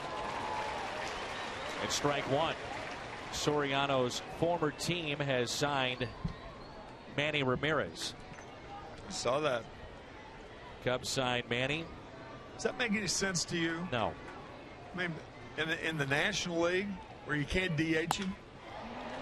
The fly ball out to shallow right center, and it's Carpenter who makes a sliding catch. Runner tags from third. 2-run lead for New York. Brian McCann, the catcher, was on at third base, and Rob Thompson, the third base coach, shrewdly sent a guy who cannot run fast because Carpenter had to come so far for that ball sliding. And McCann scores without a play.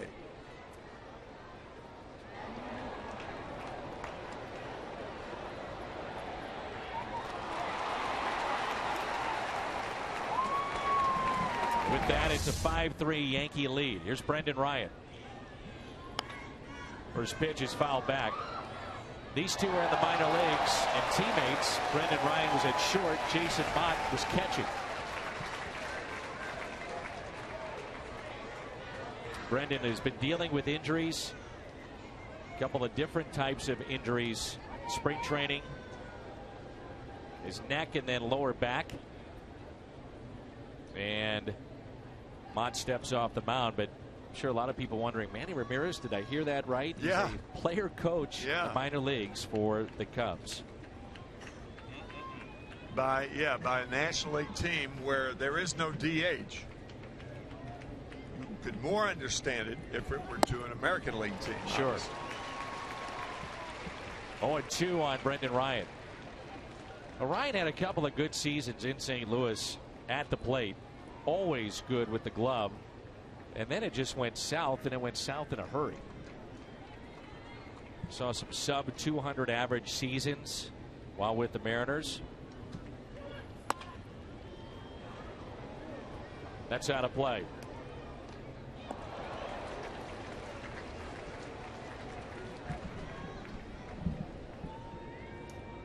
Get the feeling that Jason Mott really could turn into a nice weapon. Remainder of this season, another hard thrower coming out of the pen. Obviously late inning experience.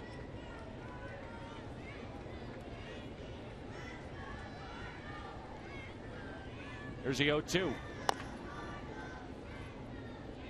Now, I think your point about velocity very much so applies to Jason Mott. You know, Mott consistently 97, 98, 99. Now Tommy John coming back. It's slowly getting back, but he's hitting 92 to 94. Yeah.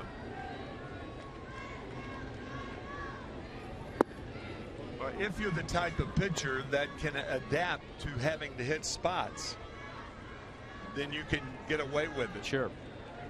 Your movement, late movement, and location would make up for 2 or 3 miles an hour on a fastball. But Jason's never been that type of pitcher. He's a middle of the plate guy because he can get away with it because of a 98-mile-an-hour fastball. That's the dilemma facing Jason right now. And he has talked about that exact point you just made. Location, location, location. Yeah. You know, not able to throw 98, and they believe that he'll get back to high 90s at some point, but he's just over a year removed from Tommy John. Base hit, Brendan Ryan out to left. Ichiro scores. 3-run lead for the Yankees.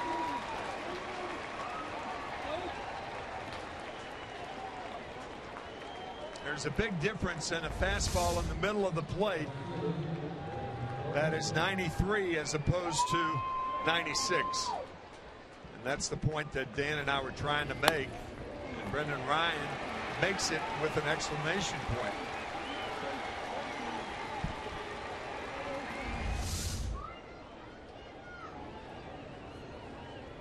Inning started with a leadoff walk. Joe to Ellsbury, then McCann was hit by a pitch. Solarte, the sacrifice intentional walk to Ichiro.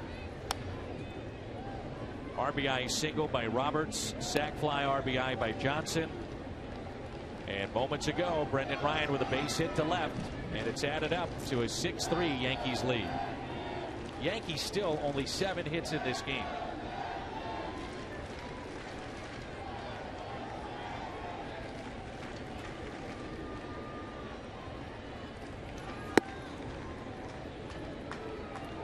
Cardinals will have Peralta, Descalso, and Jay in the bottom of the 12th.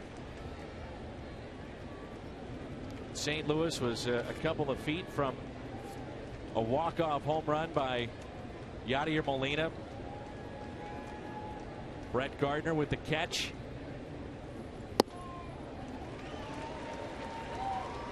It's tough to tell by replay whether or not it would have been a home run if he doesn't come up with it, but certainly off the top of the wall. And regardless, came up short and now trails 6-3. 1-2 the count on Gardner. At plate for the 6th time this afternoon. And a ground ball hit to the right side. Joe Girardi in his return to St. Louis. Right now he's happy. Be even happier with 3 more outs.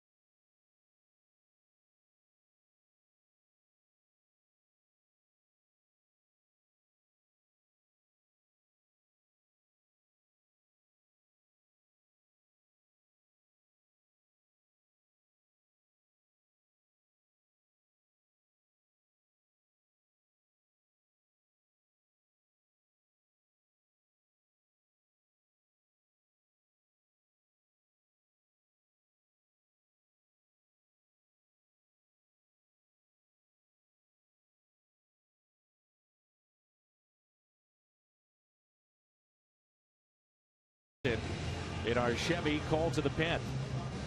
10 of 11 saves, or 10 saves in 11 opportunities. He is a different type of pitcher from Mariano Rivera, and no one filling Mariano Rivera's shoes is going to be as adept as the great one in the final results. The greatest relief pitcher in the history of the game. But David Robertson is a very, very good pitcher. Don't make no mistake about it. Good fastball, good curveball. Turn to our Budweiser player of the game. It's Brian Roberts, 2 for 5. Big RBI. The top of this 12th inning as the Yankees put up 3. Brian Roberts, our Budweiser player of the game. Pretty amazing that David Robertson, as Peralta digs in, has struck out 12 per 9 in his career. 4th best in baseball history. That's over 343 innings. As a setup man for Mariano Rivera. Was the setup man for John Wetland. The Yankees began their great run in 1996.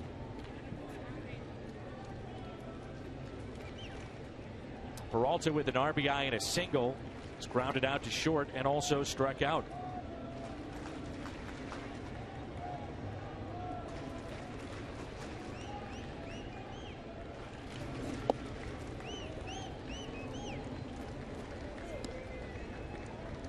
Robertson not very comfortable with that landing area. And he has dealt with a groin strain earlier this season in which he missed 13 games. They could ill afford to lose him.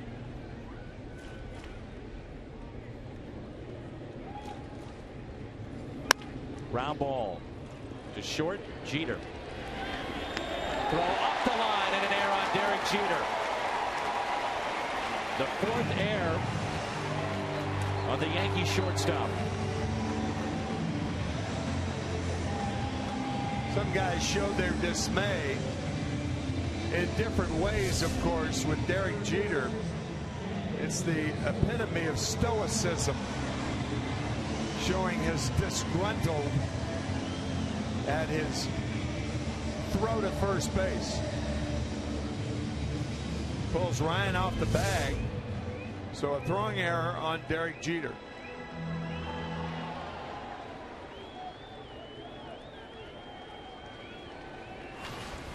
Brings in Descalso.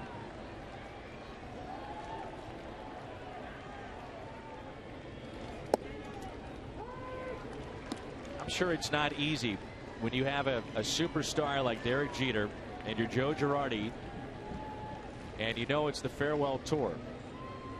When to play an aging superstar, and in this case, in the game of baseball, when to potentially double switch him. Yeah. Which is not an easy thing to do if you're Joe Girardi. That is hard. That's certainly a valid point. You would take Jeter out anyway. And he's been faced at times. Yeah, Brendan Ryan came in one game and double switched. And to Jeter's credit, you know, put the good face on about it, right, because he is so classy.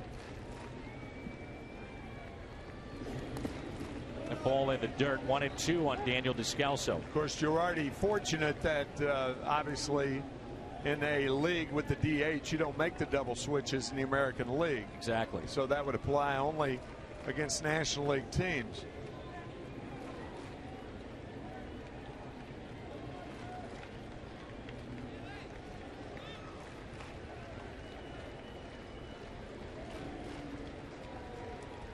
One and two the count.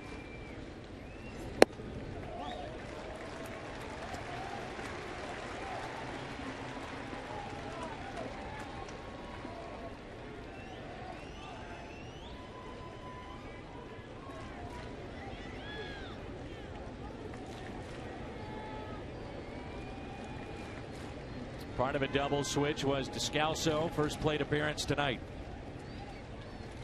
The 2-2. He stays alive.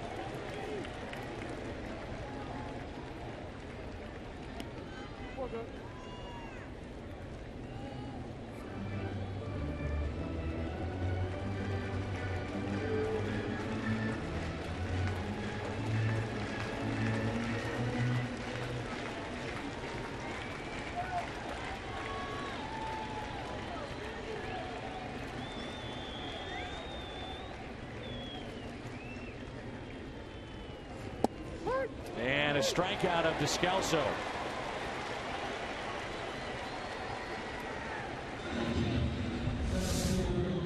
After that good curveball, the fastball gets Daniel.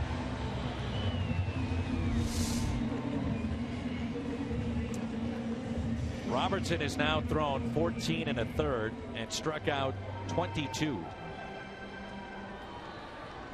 Two quality pitches, that good sailing fastball and the good curveball.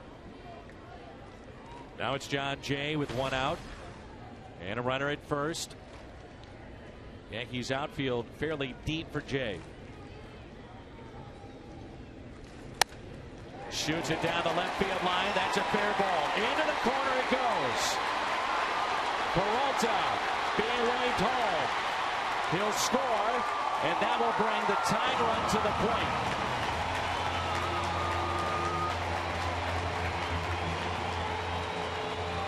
John Jay 2 for 2.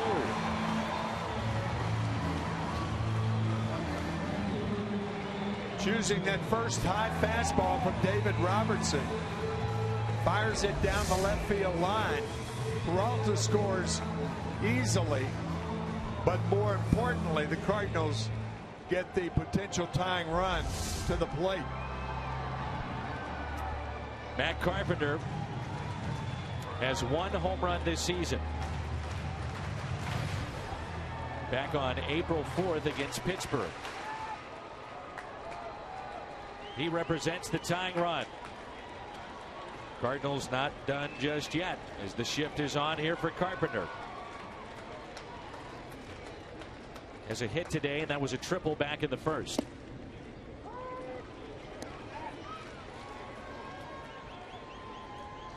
Three flyouts and a groundout.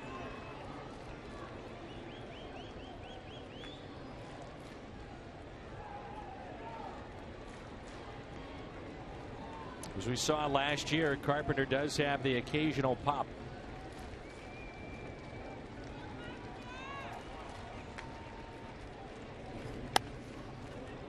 Nothing in 2. We talked about it earlier. The shift taking away the middle. Well, hits by direction. Carpenter loves to take it right back up the middle. Yeah. That's why third baseman Solarte is playing a shifted toward the middle, toward second base. Outfield extremely deep to prevent against doubles. And an 0-2. Carpenter to first. They were playing on the line. And now St. Louis down to their final out. Brings in Colton Wong. Last time up, hit into a double play on a ball that was scorched to Brendan Ryan, who's at first base. And here's another guy that in spring training we've seen the occasional pop. Cardinals' best hitter, arguably, coming out of spring. Still looking for that first home run. 2 outs, runner at third. Here in the bottom of the 12th.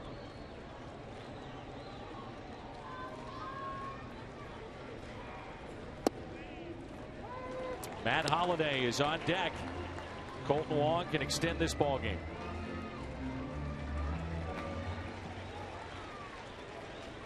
Last year at Memphis, Colton popped 10 home runs.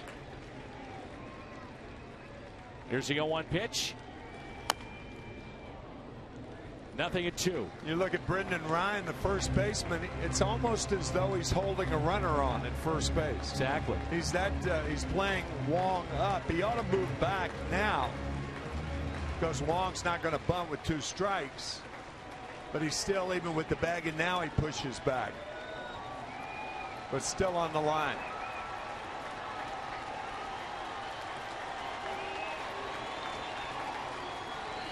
On 0-2, Wong strikes out. The Yankees take game 1 in 12 innings. 6-4. New York over St. Louis.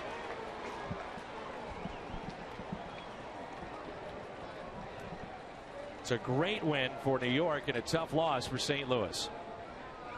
Yeah, Randy Choate certainly regrets the first two guys he faced, walking Jacoby Ellsbury and then hitting Brian McCann with a slider, a ball that got away from him. That was in the top of the 12th inning, and that led to 3 Yankee runs. A near home run off the bat of Yadier Molina. Gardner with the catch in left kept this game tied. Yankees then added 3, and they win it 6-4 in extra innings. Post-game show next.